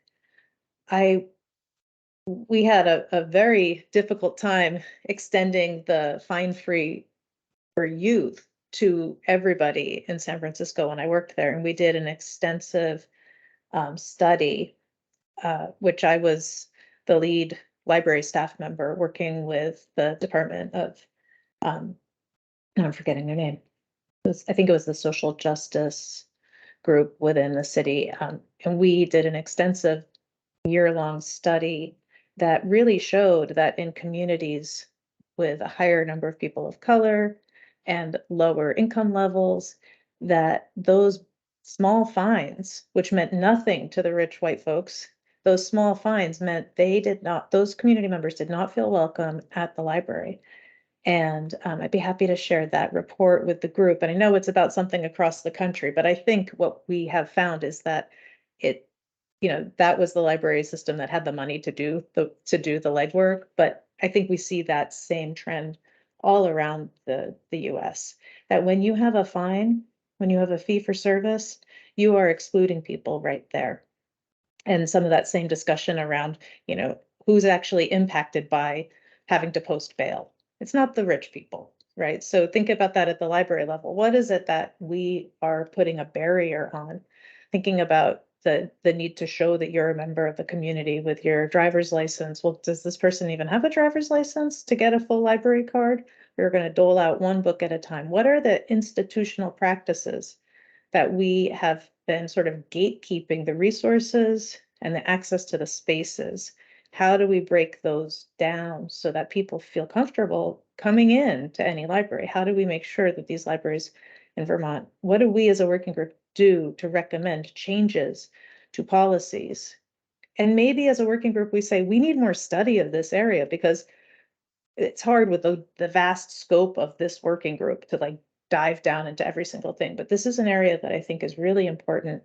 And I think that it's really impactful, negatively impactful to traditionally marginalized communities. And we need to spend some time and energy in this space. So I just want to share, that's the kind of thing, it's one thing to say, have diverse collections. It's another thing to say, change the system of who you allow to have a library card. Change the way that you enable community members to select the materials in their libraries. Change the engagement and the program development. I've seen amazing programming being done where people are given local grant opportunities. It's not that the librarian plans everything. Communities are told, you can propose a program and we'll fund that program, and you'll be the organizer, the curator of the program. So there are different models out there that we could be exploring as a working group, or that we could suggest further exploration of those. So I just want to share, I think this is we're going to be seeing the tip of the iceberg today. This topic is got a lot of different folks lined up to speak. But I can tell that Susanna and her team are here for that. So we could even have them come on back at a future meeting. And I do want to share, we are planning an intellectual freedom topic in the future. And I think that there is definitely a big need for space at that conversation for team members from the Office of Racial Equity. And we'll talk about this later in the meeting, but we're looking at maybe doing that in April, so we have a little bit more time to develop the program. So I just want to thank you, Susanna, for being here, and Shalini from your team is here as well, I know. And I just, please stay on and stay with us if you'd like. Pop in and out throughout the day. You're welcome at any point. It's an open meeting. We're a public body. You're always welcome at our meetings. I should have done better engaging you earlier, so I thought of you all today, but probably we should have thought of you early. I should have thought of you earlier. And we are going to move into our next agenda item so that we can keep on track with our packed schedule. We have, I think our next person to hear from right now is Nathan Cleveland from the Agency of Commerce and Community Development, who is joining us today to talk about ADA accessibility and some grants that ACCD oversees. So I want to turn it over to Nathan. And Nathan, if you have anything to share screen, you can feel free to share screen. We're happy to have that. And afterward, it would be great to have anything that you do share so that we can put it up on the webpage. And to that end, Susanna's presentation, we would love to have that on our working group webpage as well. And I'm going to stop talking. And Nathan, you've got about 10 minutes to share out, and then then we'll have about 5 minutes for Q&A from the working group. Sounds good. Can you all hear me okay right now? Yeah, we can. Excellent. So I'll just share my screen while I'm talking. It has a little bit of background about the Vermont Community Development Program that I work for within the Department of Housing and Community Development. So we administer the state's federal funding through HUD, which is the Community Development Block Grant funding, and any town in the state of Vermont is eligible except for the city of Burlington, which receives their own funding directly through HUD as an entitlement community. The projects that we fund range from housing to economic development projects, planning, and of course, accessibility modifications. Our AM program is the one that you guys are all interested in, and is the grant program that the libraries throughout the state of Vermont have been able to tap into our funds to help with removing barriers to accessibility within their buildings. Our grant range for AM projects is up to $100,000 with a required 10% match. We look for projects to be shovel ready and accept accessibility modification grants on a rolling basis. It's important to note that the community where the library is located is the actual applicant, so the town is the applicant, and in some cases, grant funds are subgranted to the library if it's a nonprofit operating the town library. But in general, most of our libraries are town owned, or like one recent project was in Royalton, where they have a long-term lease on their town, what used to be their town offices with the library up above. And so they were a subgrantee to complete the leaseholder improvements of their recent renovation in Royalton. And it's a beautiful building that was able to accommodate a new elevator to access the first and second floor. They were able to build new ADA accessible bathrooms and a community space associated with all that addition, allowed them to expand their library services and programming. So our grant, again, is useful as a gap funding source. So if there's, and it's targeted only to ADA related costs. So anything related to making the building accessible, and that's everything from getting to the parking lot or a parking space to have an accessible route into the building, moving stacks around. We can pay for movable stacks to allow room for ADA access between the stacks that you have. as well as looking at lighting and other accessible features such as desktops and being able to go to the circulation desk if you're in a wheelchair or something like that. So it's a great funding source. I think the most recent one that we awarded was to the town of Brandon, actually, and they're working through their award conditions right now. So that's our program in a very quick snapshot. The important thing to understand with our program, though, is it comes with federal requirements. And so the AM program, all projects must complete an environmental review. And this is something that kind of can trick people up, but as long as you're planning and working with an architect and doing your due diligence, this can be incorporated into that timeline. But an environmental review also incorporates a Section 106 or historic preservation review of your building. And often these old buildings have asbestos and lead paint and those type of things. So that's what the environmental review is looking for.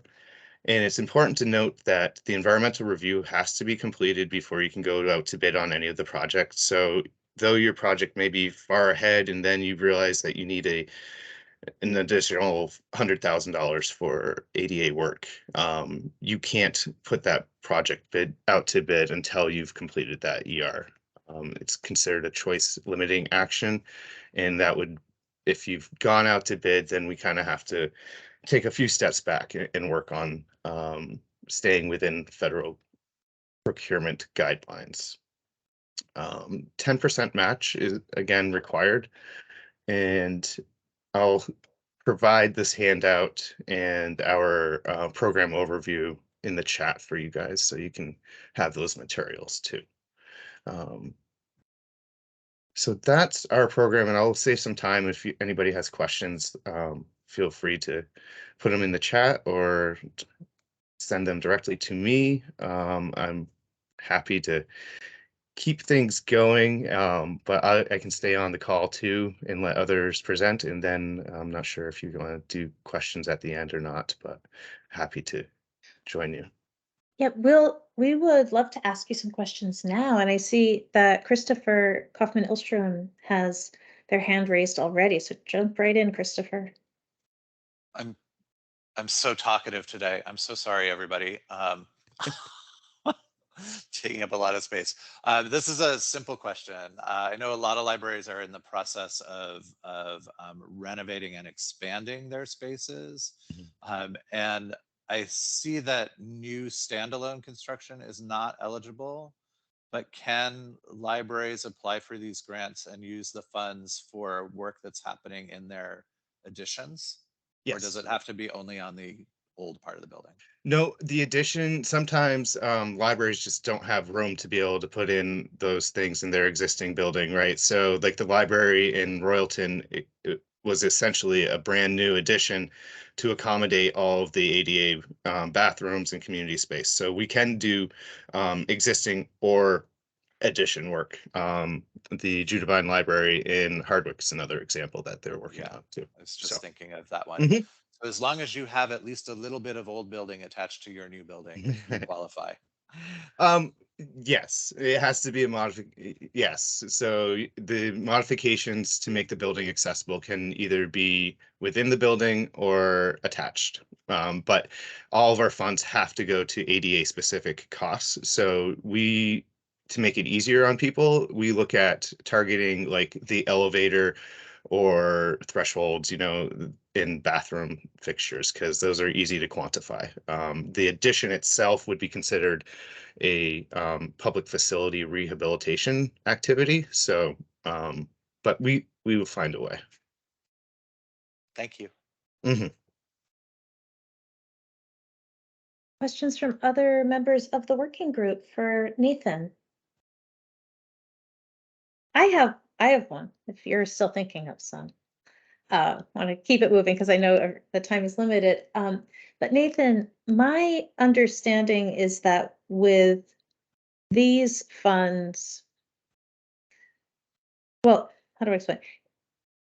it's sort of like ADA soup to nuts. It's like the person comes to the library from the sidewalk or from their vehicle or the bus or however they get to the street. And that when we're doing ADA accessibility, it's not just the spaces inside the building, it's the spaces outside the building. Is that correct? When we're bringing it up to the ADA level, if we had any kind of new construction that's using federal money, typically you're going to need to do like parking spot, pathway, entryway. Can you just kind of outline what that is better than I just did, because I'm not an expert like you are in this? Well, I'm not quite an expert at ADA work as well.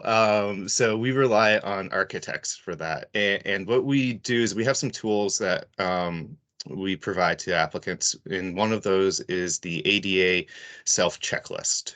And that's something that library directors and volunteers can go through your library with a ruler and a level and this checklist and go through, and it looks at everything. Like you said, it's soup to nuts. It's from the parking space to making sure you have an accessible walkway into the building, that the bathrooms are accessible, etc.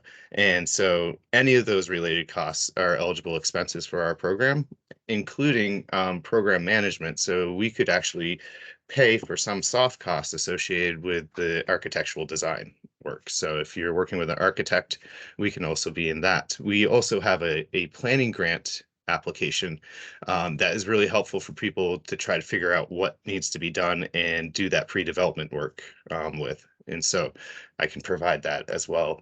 That program is up to $60,000 to help with pre-development work.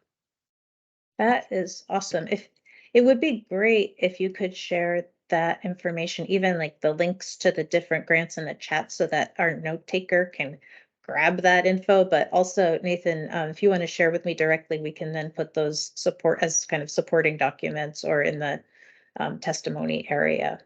Certainly. Yeah.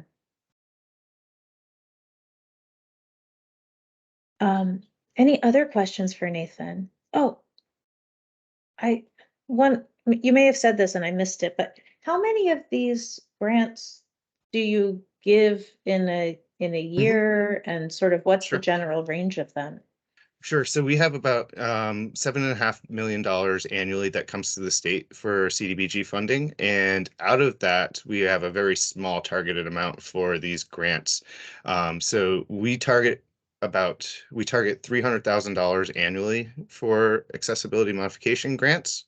So we can fund up to 3 of these, fully fund 3 AM grants annually. And those are shovel ready. That's the important thing with our projects and grants. The project has to be shovel ready, and all funding decisions have to be made, and as well as all decisions that would impact the bid documents. So you need to have everything ready to go out to bid and ready to build. We don't want to see projects that are going to take another 6 months to get the planning done. So that's why we accept applications on a rolling basis for those shovel ready projects, and then we can award those out. The nice thing is we don't have to go to our advisory board for a funding decision. We can make those decisions internally within the Agency of Commerce and Community Development as we get them, since we have that allocation of $300,000 annually. Great. And it's a funny thing, because sometimes when we're talking about libraries, I think there's a phrase that gets said that isn't necessarily exactly true. We sometimes will say, well, there's no funding for public libraries for capital projects. And historically, ACCD has given a fair amount of funding to public libraries for these ADA improvements, right? Yeah. We like I said, we probably in the past couple of years have awarded at least 6 grants to assist with various libraries throughout the state. And those are municipal owned libraries or non-municipal owned libraries that serve as the primary town public library. So the incorporated library that serves as the town's public library, as long as it's a public library, it could qualify for this money. It doesn't have to be municipally owned. Right. Okay. Yeah, it's interesting because there's money in your department that's granted out. And then there's also money for public libraries that we see granted out in these $30,000 grants from the Arts Council. And so that often isn't noticed either. It's not necessarily on this topic of inclusivity, but I think it's just important for people to realize there is this other money, and how do we make it more well known to folks, and how, what could the working group recommend around that for facilities improvements? And lastly, I just want to put a quick plug in for the rest of the Department of Housing and Community Development. I touched on historic preservation. There's also downtown and village center tax credits. If you are a non-municipal owned library, you can look at doing that, and tax credits for historic preservation also. So those historic buildings and the way that tax program works is you get tax credits that can then be sold to an entity that has a high tax liability, like an insurance company or a bank or something like that. That equity, they pay for those tax credits, so you get cash equity out of those credits to do the project. And Caitlin Corkins is the person within the Division of Historic Preservation that administers that program. And I can put that link in the chat as well. I'm thinking, Nathan, that our department may be in touch to try to schedule a bigger conversation with our library community around the various types of grant funding that are already typically in play that people may or may not be aware of. So stay tuned, because I'm thinking that it's a lot of what you're talking about. It's hard to really get it all in there in 15 minutes. And we could potentially host some folks for like a panel presentation on various types of funding for libraries, if you're open to it. So thank you for being here today. We have a really tight schedule, so we need to move to the next, but you're of course welcome to stay with us and to bop in and out of the meeting throughout the day. I see Martin Hahn just came on screen. Martin is from the Vermont Coalition to End Homelessness. And Martin, do you want to share a screen? If you want to share your screen during the presentation, please feel free. If you want me to share anything from the slides, I can do that for you too. So Great. welcome. Yeah, I will share in a minute, Catherine. And hello, Nathan. Okay. Nice to see you. So Catherine, I understand I have about 10 minutes, and please wave at me because I expect I probably may go a little bit long. I'm going to do three things. I'm going to talk about who the Vermont Coalition to End Homelessness is, talk about who's experiencing homelessness in Vermont, and then provide some feedback around library policies.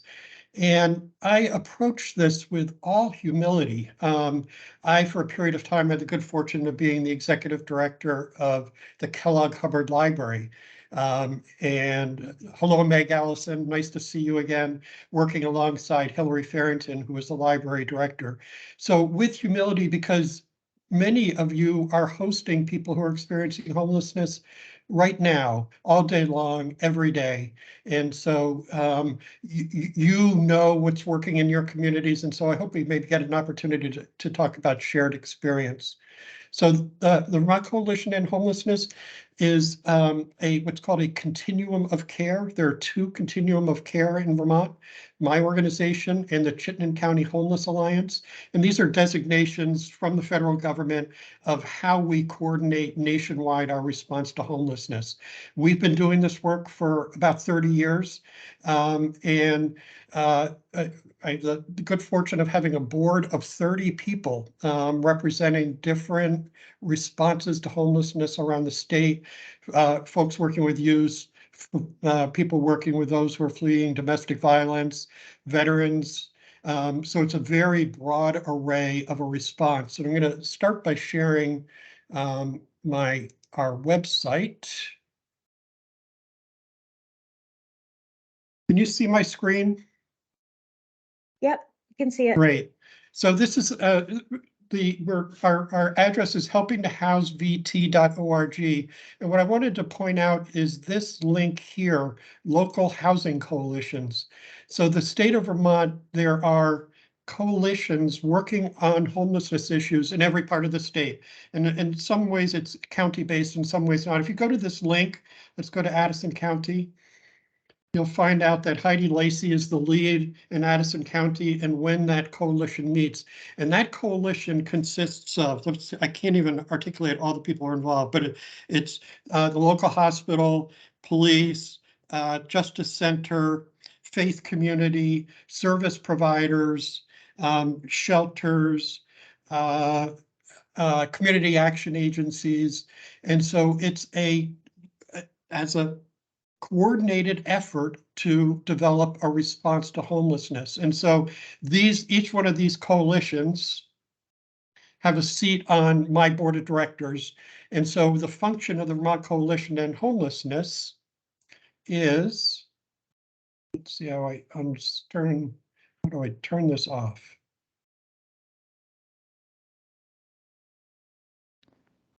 There should be a There we little, go. oh, you got it. Yep, found the little X. So the Vermont Coalition and Homelessness is to work with these regional, or they're not even organizations, loose affiliations of people who are developing a response to homelessness. And that can be as focused as this family is about to be evicted and how are we going to support them to get housed, to how do we develop new housing in our community? How do we have zoning policies that allow new housing to be built? So that's who we are. And if you want to connect to your community, go to our website and go to that drop down and connect with that person. And they'd love to have you join a meeting and get to meet folks. I am next going to go to a PowerPoint or a PDF that talks about who is experiencing homelessness in Vermont.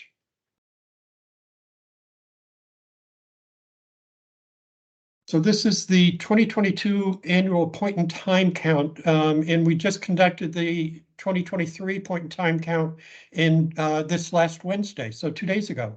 And this is done annually by every continuum of care in the country. And it's I'll confess it's a bit of a flawed count because we're missing a lot of people, but on the other hand, it gives us a chance to compare from year to year. So this is done by the two continuum of care, the Vermont Coalition on Homelessness and the Chittenden County Homeless Alliance. Make this a little bit bigger. So this shows you the count of people. And so you've got the Chittenden County Vermont Coalition on Homelessness and the total. And of course, the most remarkable thing is this increase from 2020 to 2021, which is completely pandemic related. And so what the state of Vermont did is when the pandemic hit, they moved folks out of congregate shelter and into hotel rooms. We'll be looking at the hotel room count in a minute.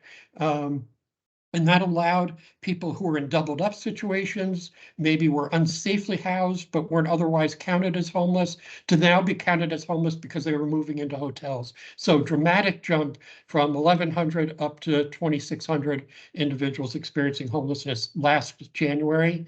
Just want to point out this chart here, which is looks at disparity, that the percentage of persons statewide who are Black or African American who are homeless is 6%, but they're 1.4% of the population. And these are difficult numbers because the numbers are so small. But homelessness in Vermont is not equally experienced. And just lastly, on the point in time count, this is one of the we put people into blocks of why they may be experiencing homelessness, fleeing domestic violence, domestic or sexual violence. They're experiencing chronic homelessness. They have severe mental illness. Oh, mental spelled incorrectly. Substance use disorder and veterans. And these numbers are a little bit odd because it's self-reporting and may be co-occurring. So there may be somebody who has both severe mental illness and has a substance use disorder. We're not sure the reason for the decline in 2021 to 2022. Maybe good news, may just be a statistical blip. So that's as of last January. This looks at emergency housing as we speak. As you know, a lot of people are being housed in hotels and have been housed in hotels for a period of, some people, period of years. So this first group here are in hotels, either under what they call the transitional housing program, the general assistance emergency housing or provisional housing. And you can see how discouraging is this. We have 621 children who are living in hotels. And then it's households with children broken down by Agency of Human Services districts. And that's it. It's a lot of people. We're in a moment of transition, and that the state has said that the transitional housing program is ending at the end of March, and so the advocates are at the State House as we speak, trying to. So one thing that you may see in your community is more people on the street on April 1st, because there's simply the shelters are full and they're closing the hotel rooms for some folks. I want to wrap up by I surveyed some of my colleagues in anticipation of this meeting and said, what do you think? How should libraries be approaching patrons who are homeless and are using your libraries? And this may be useful feedback. And again, I know you all are doing this and may have a lot to add. So starting really simple, which is that the library is welcoming. You know the name of the person who's coming every day and sitting in the corner and reading the newspaper, and you say hello and you call them out by name. Use compassion, and this came up particularly around hygiene, and understanding that the norms for good hygiene are not shared equally based on income and living circumstance, which is not to say that it's not an issue of some concern that may need to be addressed, particularly if we're able to follow the first rule, which is to know the person's name and understand who they are. This came up with a conversation with Suzanne, which was a remarkable presentation, which is no fines. It's such a barrier. It's a barrier to access, to starting to borrow, and an actual, and then if you're late and you don't have the resources, then you just don't show up, or you hide, or you feel guilty coming in. Have a planned response to circumstances. You all know, so if a bathroom's not well taken care of, somebody's taking their shoes off, somebody's sleeping and snoring, somebody is not taking good care. And I'm going to sort of stop there for a second and call myself out on the assumption that somebody who's homeless is also somebody who has these challenges. We know that's not, in fact, the case. We have people who are highly functioning and are homeless, and that may be because of poverty, and regardless of their personal circumstances. So what I'm talking about are what we know are the challenging circumstances that your library might face. So, but plan a response if some of these behaviors come up. I'm gonna actually just quickly share the screen one more time. That libraries are a source of information, and I'm pulling up from Middlebury this wonderful publication that they put together in consultation with everybody involved, including the libraries, that they make available at the front desk, where to go to eat, where to go to get housing, where to get safe, where to get a ride, where to get outfitted, where to go to the bathroom, where to get coffee, where to make a call, where to get showers, etc. So simply the library being a clearinghouse for information sharing. Start a book collection on homelessness, both fiction and nonfiction, and center it in your library for patrons of all callings. And lastly, to allow, if you have a residency requirement for a library card, allow somebody to use either the local shelter or a service provider as an address so that they can access a card. I'm going to wrap up by used a Google search on this and came up with a really great article. I'll put a link in the chat. A woman who talked about library services using the acronym FEND, F-E-N-D, F. Be mindful of the First Amendment, that right of free speech and speech taking a lot of different, being articulated in a lot of different ways. E, equal enforcement, that everybody, if I go into the library and I take a nap versus somebody else who may be in different circumstances, that we're treated the same. N, being notice, that policies for library behaviors are well publicized and well understood, and D, for due process, that there be an appeal process to challenge library policies. And so I'll stop there, and I just want to thank you for the work that I knew you are doing now to support those who are experiencing homelessness in your communities.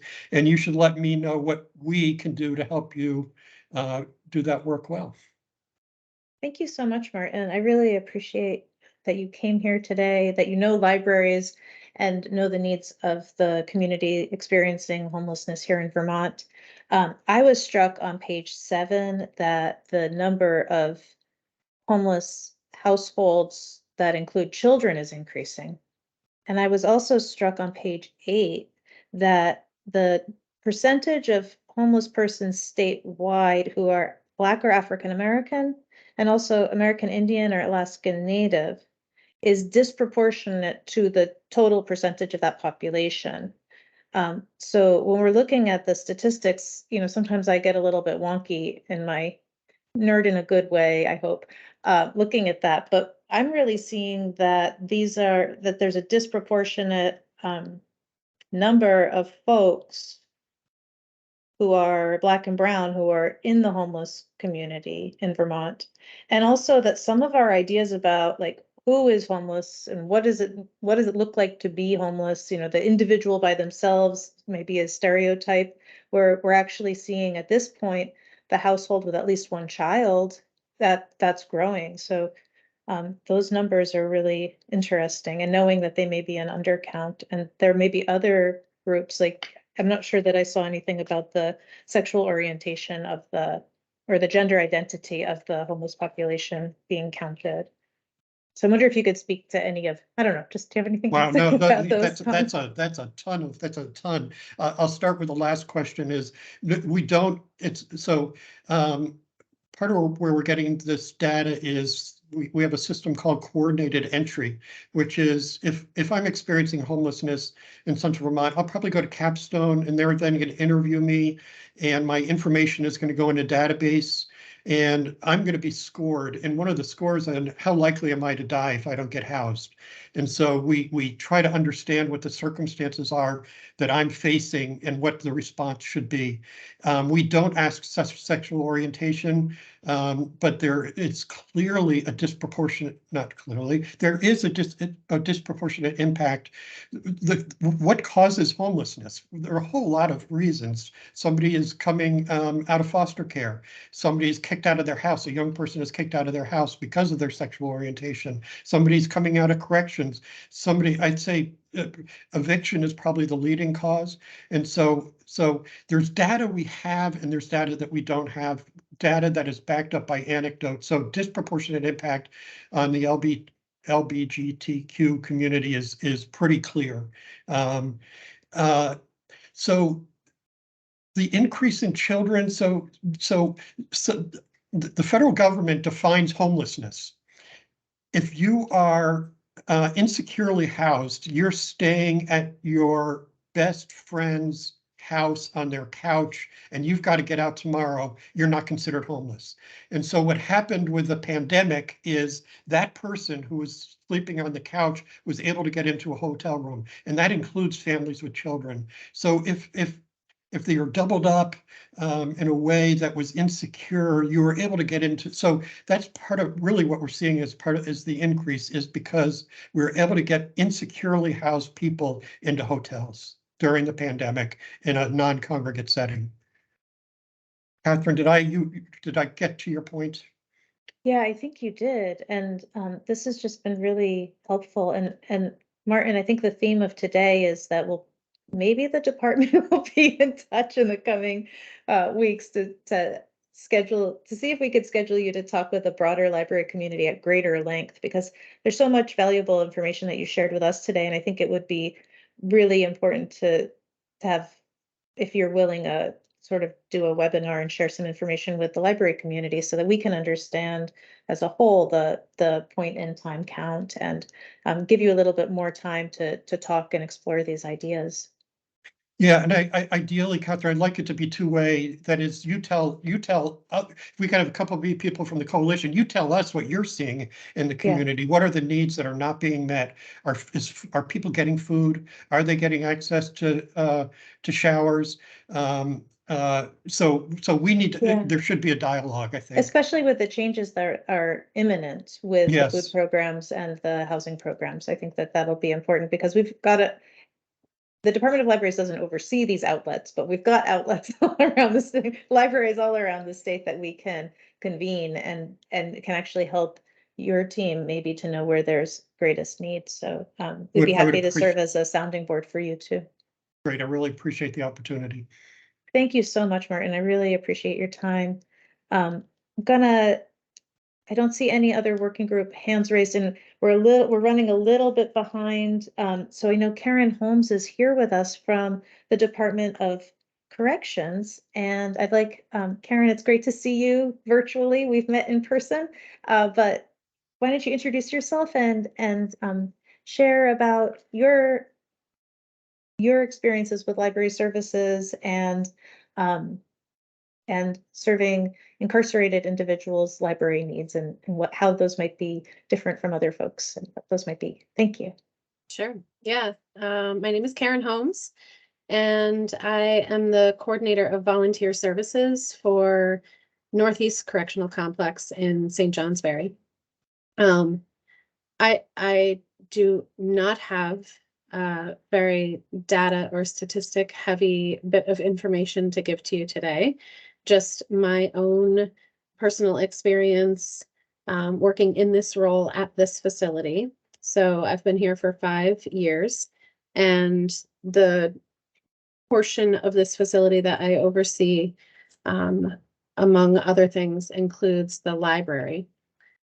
We have 2 buildings at this facility, a minimum security facility where our library consists of a bunch of shelves that the incarcerated population comes and goes and uses without any sort of oversight or, we're not checking them in and checking them out. There's no accountability there. And that set of books, that library, such as it is mostly the inventory is created by community donations and some purchases, but mostly donations. Libraries, there's a couple libraries in the community when they have their book sales at the end of every year. They think of us. We have some other volunteers who cull yard sales and other places and bring us books. The second building, that's the medium security facility, has an outbuilding where Community High School of Vermont is located. And in that space, we have a more proper library. A couple, well, let's see, I don't know how many months ago at this point, we received an infusion of 800 new books from the Department of Libraries from ARPA funds, which was a huge, what a huge gift. In the 5 years that I've been here, we've had very little money dedicated in the budget that I oversee for the purchase of books. And I've tried to slowly increase it over time, but it's such a small amount of money that I was never really sure how to make the most of it. So that's actually how I became connected with this department. It was previous to COVID by a handful of months that I reached out and said, I've got this tiny little budget. I think it was $500. Can you help me figure out how to spend it in the best way? And then, of course, the world basically stopped spinning. And so lots of conversations took a huge pause.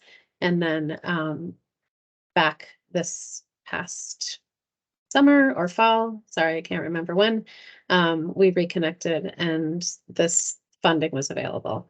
So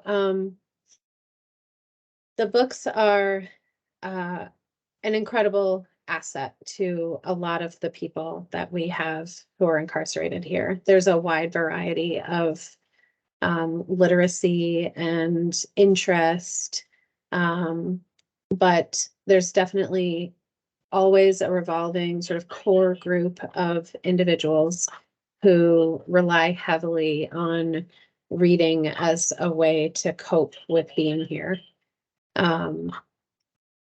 We have tweaked and shifted our approach to accountability around the library books over the years.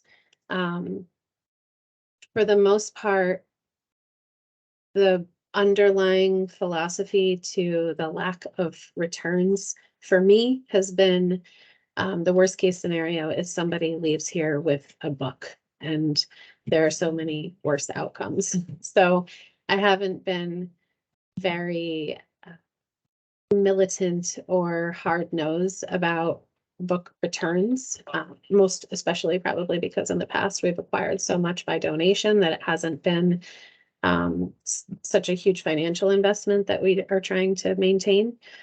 We've shifted definitely a little bit more now that we have this resource in this, like I said, this infusion of these 800 brand new books.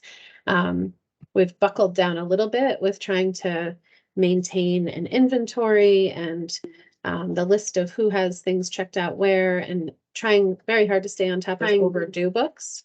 I think that if we are able to connect with people within a shorter period of time of them not returning the book, we may be more likely to get it back than if we let it go for too long and it just disappears into the ether. But we're just using a simple Excel spreadsheet to track that. And so it's pretty onerous on our one incarcerated individual who staffs the library to try to keep on top of checking in and checking out, and also reviewing overdue books and trying to, circle back around and get with people about those. That's kind of my spiel. But I'm very interested in knowing what people want to know, what questions you might have about how we function, and it's certainly an interesting place to be and exist in terms of a day-to-day career. So I'm available for questions. I had a couple of comments, but let's open it up to other folks because I take up a lot of space in the room as the chair. So Christopher, Graham again. You know what? Anybody who wants to put their hand up should put it up. You're volunteering, not taking space. So we've got Christopher, then Jeanette. Thanks. Karen, I think I missed which facility you work at. Can you tell me that first? Yeah, I'm at Northeast Correctional Complex in St. Johnsbury. St. Johnsbury, thanks. And it had never occurred to me that folks could donate books to the correctional facilities. So thanks for that obvious moment. And I live in Montpelier and use the Kellogg Hubbard Library, which has an enormous book sale, which typically results 2 or 3 times a year in a clear out and a recycling of hundreds, if not thousands of books. And it seems like there's a different place they could go than the recycling facility. Yeah, I mean, we have definitely been the recipient of books that should have gone to the recycling bin. So I've tried to communicate better with people about, just obviously like we're grateful when people think of us, and there are certain genres and types of books that people tend to look for, and we can't take hardcover, and there's some other restrictions around content. But yes, we could definitely use more sources for quality donations, for sure. And is there information anywhere for community members who might want to donate? Really just contacting me, because also like at the moment, since we just got this big gift, the shelves in that library are over full. So I tend not to advertise a lot of our needs because it can get well, it changes so frequently, and we can attract some difficult situations here. So a lot If I of can what we jump do in, is, yeah. I want to share, so through the ARPA funding, we were able to do this big one-time infusion, but I just want to be sure, and I'm saying it on the record, and the statute states, like, the Department of Libraries is responsible for buying fresh, clean, new, nice things for you, Karen, for your community that you serve in the correctional facility in the Northeast Kingdom, but in each of the correctional facilities. And in the past, I understand that wasn't happening with regularity. Our team has incorporated into our budget an annualized $36,000 to support the needs at the correctional facilities. So let's see how that goes before we inundate you with any other books. What happens sometimes when we do donations is that you end up with lots of copies of the same thing that the people may or may not be interested in. And then you can sometimes end up having to discard things. But I want you to know, and I read your testimony that you shared, the written statement, and the last bullet point, the annual, not one-time injection of new books. Yes, the department is there with you on that. And then the first bullet point, the training of library staff, we will follow up on that because I know that's what we talked about when Karen and I visited to bring books, and we definitely want to do that. And we've got some ideas about some of the other aspects as well, but your goals really align well with the department's goals. So I just wanted to articulate that for you and to just reassure you that we are planning an annualized, it's not a gift, it's our obligation. It's what we're supposed to be doing to get books to the folks in correctional facilities. That's very exciting to hear. I know you talked about it the last time we spoke, but hadn't heard that it was actually sometimes we need to reprioritize what we're spending the funds on that we have in the department, and we've done that to ensure that your folks in the correctional facilities are going to be getting regular items. I don't know who was next. I think it's let's see, it's Meg Allison. I think Lisa had her hand up first. I'll let Lisa go. We usually do, we'll do the working group members' questions first. Because if we run out of time, we have to I got it. No, we're good. Yeah. Thank you, Karen. I'm from St. Johnsbury originally, so hey to St. J. I'm curious to know what kind of services are provided for incarcerated parents. So when their children come to visit, in terms of like story times or activities or read alouds or children's books. That's a really great question. Yeah. So right now, the women's facility is the only facility in the state that has a really dedicated space for parents and children. And there's an organization in there called Kids Apart, and they have a whole space set up for mothers and their children to connect physically and emotionally, and they have books and toys and all sorts of things there. None of the male facilities yet have anything similar happening. So children who do visit just come to regular visiting time. And there's a, plexiglass partition between.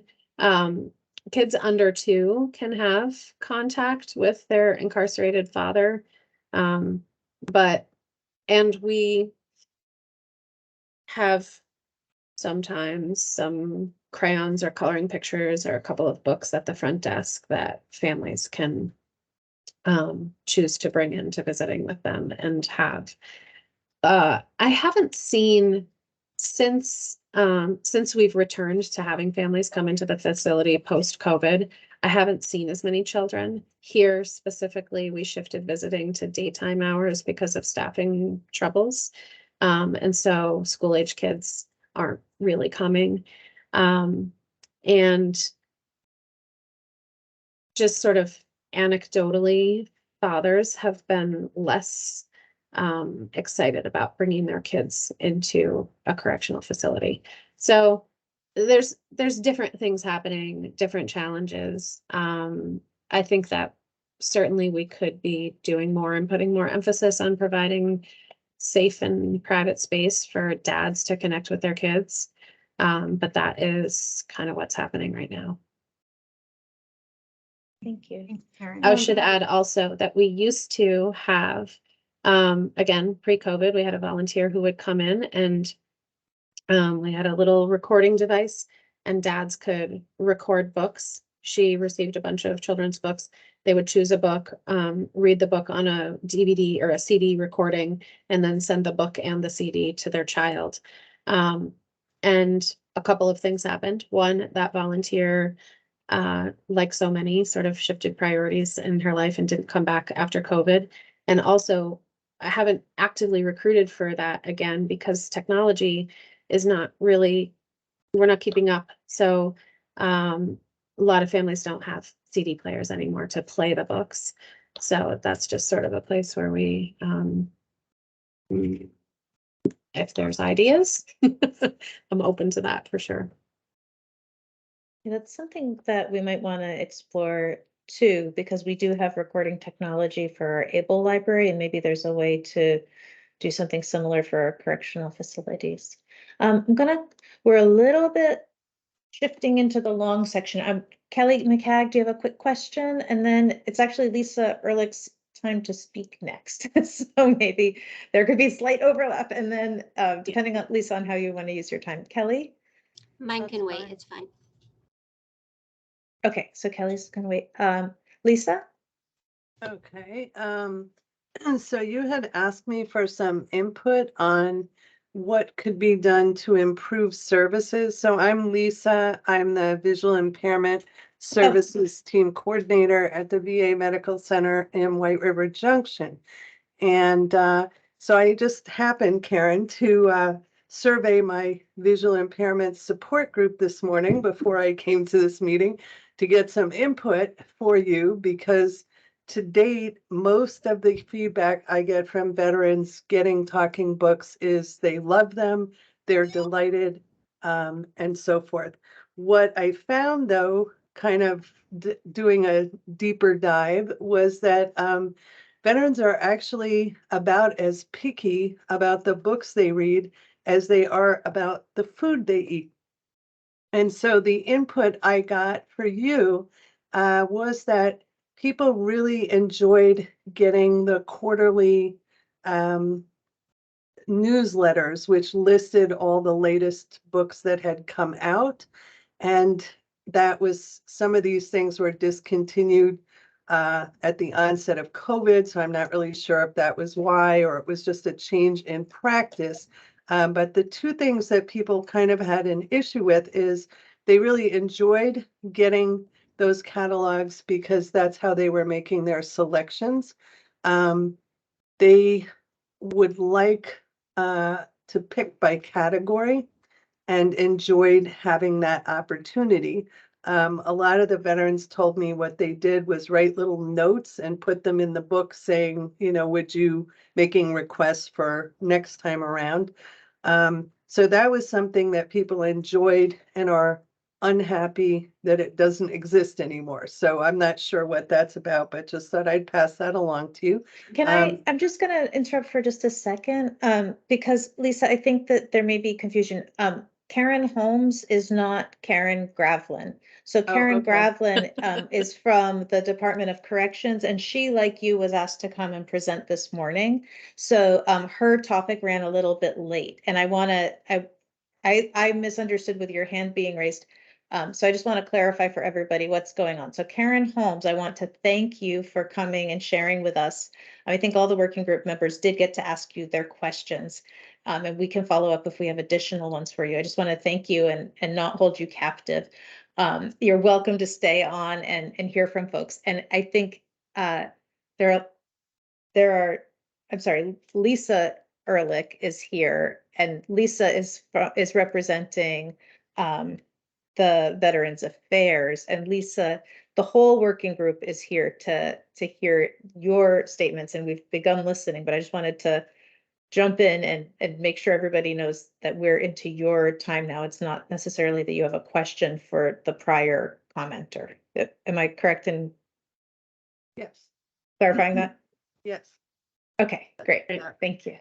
Yeah. Well, that thank was- you for having me and for thinking of us and including the incarcerated population in your interests and your work. So I look forward to hearing more. Great. All right, We'll see you thank soon, you. Karen. Okay, good. Okay. Bye. And now, Lisa, sorry to have interrupted. I just wanted to get us back on track, and sorry it was confusing when you arrived. We were running a little bit late. But please Okay. continue with your comments about the needs of the veterans. And thank you for being with us this morning.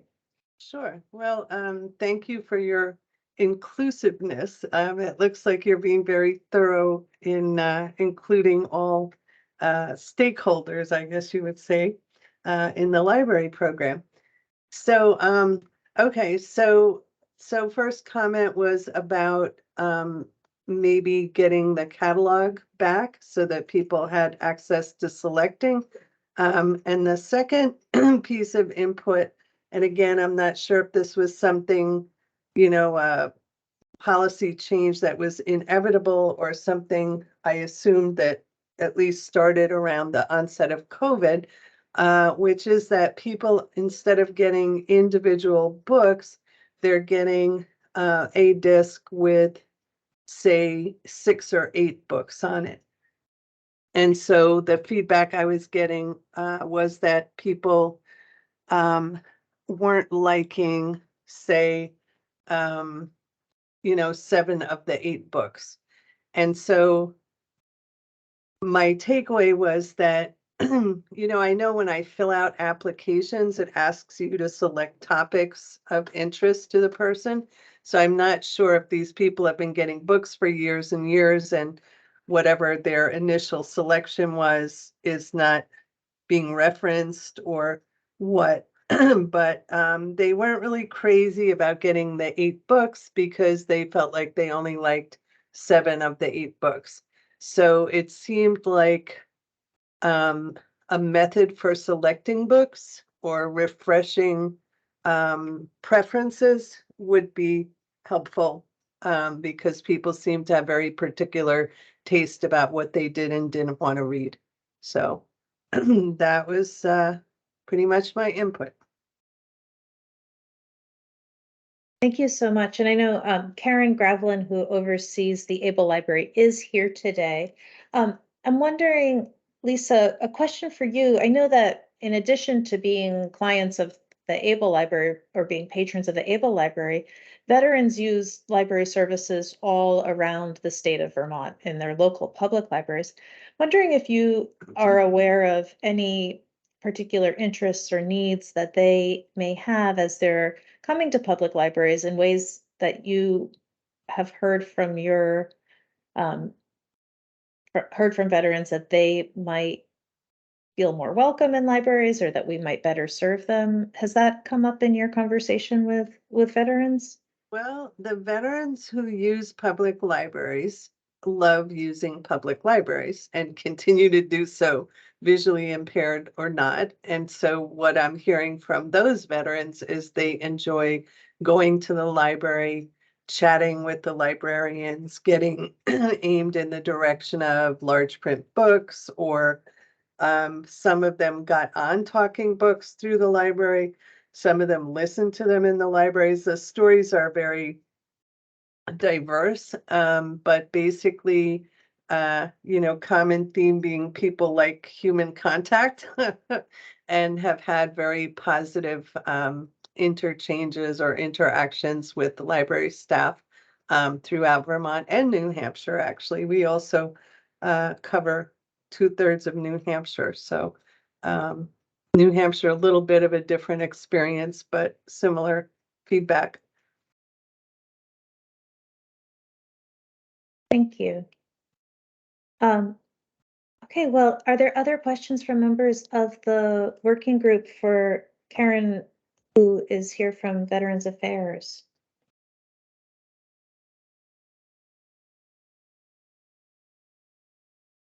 We really appreciate your time being here this morning, Karen, and we really appreciate that you work in partnership with our inclusive services librarian and the I'm sorry, Lisa. I keep getting your name wrong. There's so many Karens spinning in my brain. Lisa, I appreciate that you've come today and shared with us. We appreciate your time and apologize again for being a little bit late and for the confusion when you joined the meeting. But thank you for being here. Sure, no problem. Thank you for You're having me. And you're welcome to stay and hear from others and pop in and out of the meeting for the remainder of the day and to come to any of the meetings that we have. Our next public comment presenter is Retta Dunlop. I'm not sure if I've said your Dunlap, name. yes. Dunlap. Did I say Retta Yep. properly? Okay, great. Yes. Yes, you Retta is did. here from the Vermont Home Education Network, and I believe we'll be sharing some feedback with us or some comments with us related to the particular needs of homeschoolers when using libraries in the state of Vermont. So I'm going to turn it over to Retta. You'll have about 10 minutes to share, and then we'll do Q&A from the working group members for about 5 minutes. Okay. Thank you. Well, currently in Vermont, there's about 3,100 kids enrolled in home study, and parents are still coming into home study and some are leaving. Before COVID, it was around 2,300. And I don't know if you know, during COVID, it doubled. It was over 5,000 kids that enrolled during the COVID time. So the numbers are coming down. I talked to some of the homeschoolers out there because I'm a retired homeschooling mom, and I work with VHEN and Vermont Home Education Network in an advocacy position between parents and the state and the legislature and whatnot. So I asked them, I said, what are you all doing now? I know what I did. I love the regional libraries and their books. You could get 5 of one book at one time. It was pretty cool. So I broke it up into access, services, and resources. And I guess, COVID put a crimp in the access, but that's, loosening up now. And so the options are, and it depends where you are in the state.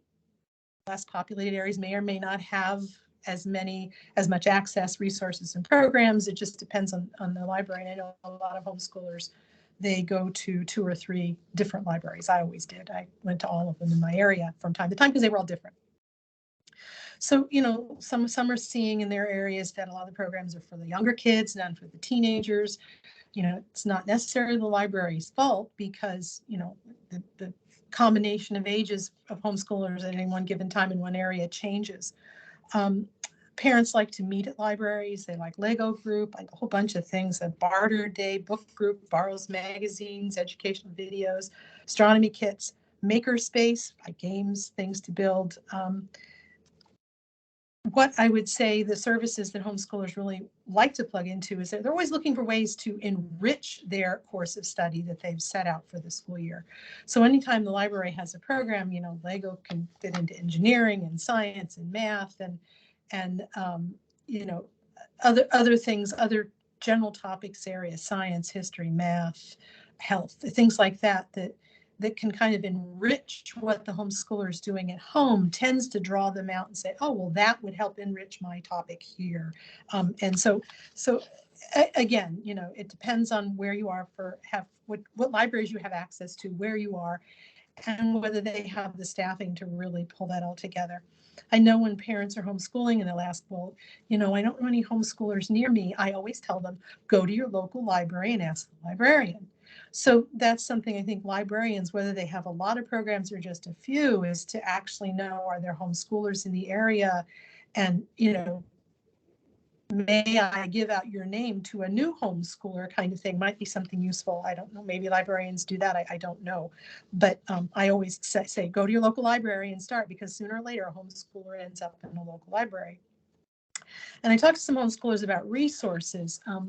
Yes, the books in the library on those topic areas are useful to them, but other things that might be of use to homeschoolers, one, how to homeschool. There's not so much how to homeschool, but about homeschooling, how homeschooling works. I always tell parents, if you're coming from the public schools, a book you need to read is called Deschooling.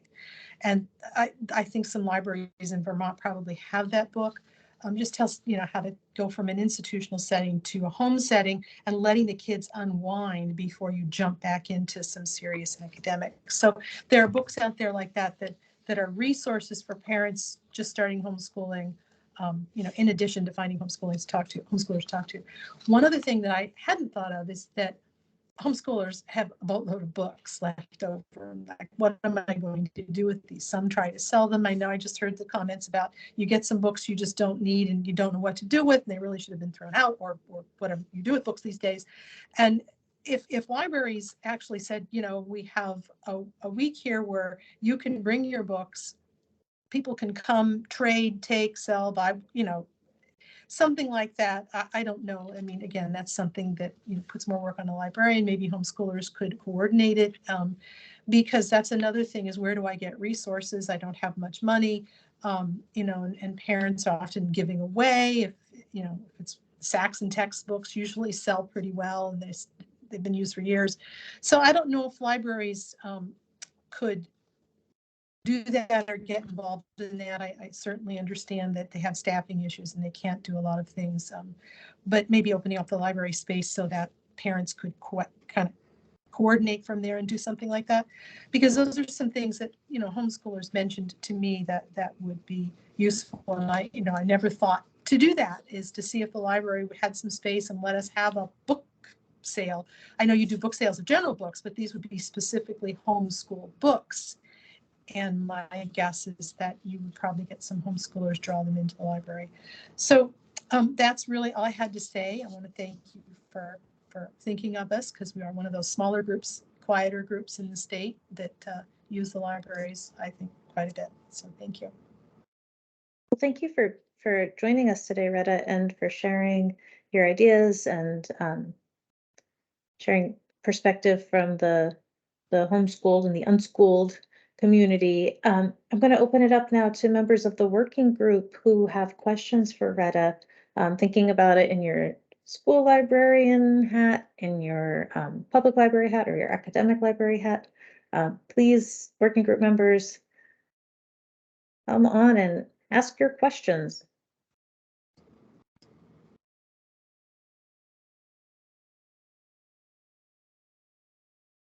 I guess I have a question if nobody else does, but I can always, I'm a big talker. Anybody else in the group? Jeanette? Okay, I'll bite. Just not looking at the COVID years, but pre-COVID years, to today, at least in my community, the number of homeschool families seems to have dropped to about 0 coming into the library, where it used to be a frequent event with multiple families. Have you seen an overall drop in the number of schooling families, or are they just, getting all that they think they need online, and so they're no longer coming into the library for books? What have you seen? I do think that's probably occurring. The homeschoolers I talked with tend to use libraries. I by no means talked to all of them. And like I said, in different parts of the states, it's different.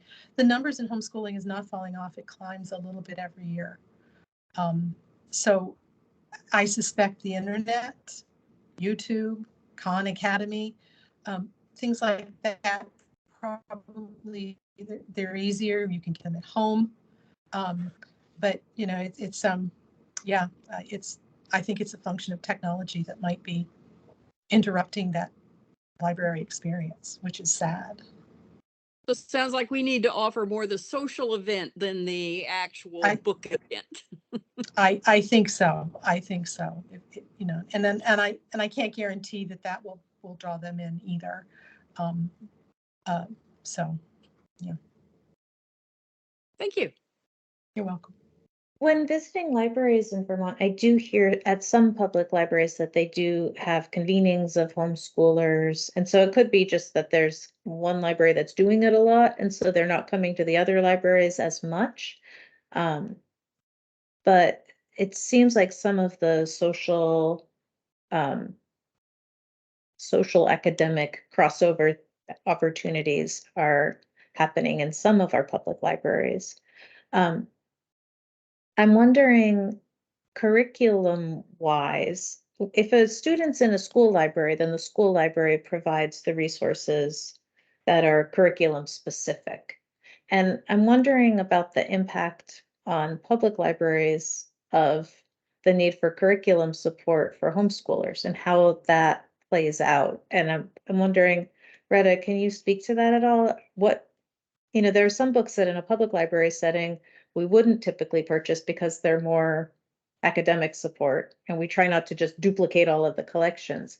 So I'm wondering, how does that work with homeschool students? Do they show up in the public library wanting all of the academic books and then they're not getting met and then they are interlibrary loaning? What do they do? Well, I suppose that means your definition, are you talking about textbooks? Not necessarily, no. There could just be like nonfiction materials maybe that are more geared toward a specific curriculum in a school that might be more likely to buy them than a public library. Yeah, I don't think homeschoolers, I can't give you a blanket statement. Think in those terms. They would create their curriculum. So for history, say for this school year, we're going to study China. And I'm going to go out and I'm going to look at the library and say, what books on China do you have? So they aren't really curriculum books. They're not textbooks. They're books about China or any other topic. And I think you readily have those in the library now. I might get one and like a research paper, use one paragraph from one book and you don't read the whole book. So I think you probably have the books that they would typically use. My baby is 32 years old, so I haven't homeschooled in a while. So that's why I'm at the state level. I still keep my hand in the bucket. But the homeschooling community has changed over the years. When I started in the 80s, the early 80s, I homeschooled on purpose. There was a reason. Now parents are sometimes they're pulling from the schools for this reason or that reason. And it's not like they chose homeschooling on purpose first, like I did. There's reasons why they're leaving a school setting. And it's independent or public schools, doesn't matter to me or to this discussion. They leave for various reasons, maybe just for a year or two. And so I think probably their library use may have changed as well. And I think in some areas you have a boatload of homeschoolers and they grow up, age out, and there's no homeschoolers. And then 5 years now, there's more homeschoolers. So you might even be experiencing transient numbers that they don't move, but they come and they go and then they're done. So I wouldn't suggest that you all had to buy more books, but I think finding a way to provide a program that may be using the books or just getting them there, because socialization, homeschoolers, what about socialization? They find ways to socialize, and it's usually across ages, not just within an age group. And to provide them with a social aspect might be of more use than thinking about, do I need particular curricula stuff? The books I was talking about just kind of are for the parent to understand homeschooling. You probably have some of those even in the system now. Great. Well, thank you for sharing that insight. It's very helpful to us. Very well. Are there any other questions from working group members? I have a question for Meg, or one of our VSLA librarians. I know years ago when I worked in a school library, when we had active homeschool families, I made a special time each week for them where they could come to the school library to check out books. And I didn't know if that's something that's done around the state, if that's common, if it's uncommon. What's going on now along that line? Well, it's uncommon to me. I've never heard of anyone doing it.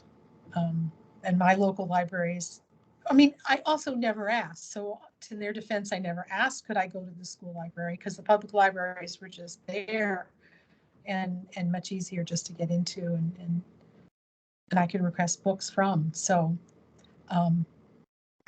there is a law that says that the school boards need to have a policy on homeschool integration. Home study integration into the public schools, where you take a math class or this class. And I don't know why the library in the public school wouldn't also be part of that. We have two Yeah, we have two school librarians here today who are on the working group. So Karen and Meg, perhaps you're aware of, as members of VSLA, maybe you can share what folks are doing in this space right now. Meg, do you want to go first? Do you want me to go first? Okay. Well, share. I'm certainly don't know what's happening statewide, so I can only speak to what's happening at my middle and high school, which is, of course, we accommodate homeschool students for whatever part of the day they want to participate in, whether it's one class, whether it's our library, whether it's sports. It's oftentimes sports is also like a, so, you know, we work with students and can, and then luckily, you know, at our high school, we have some really innovative, personalized learning opportunities. We have a pilot program or branching out or community-based learning, and we see that our homeschool students thrive often in those programs because it's all self-directed and independent with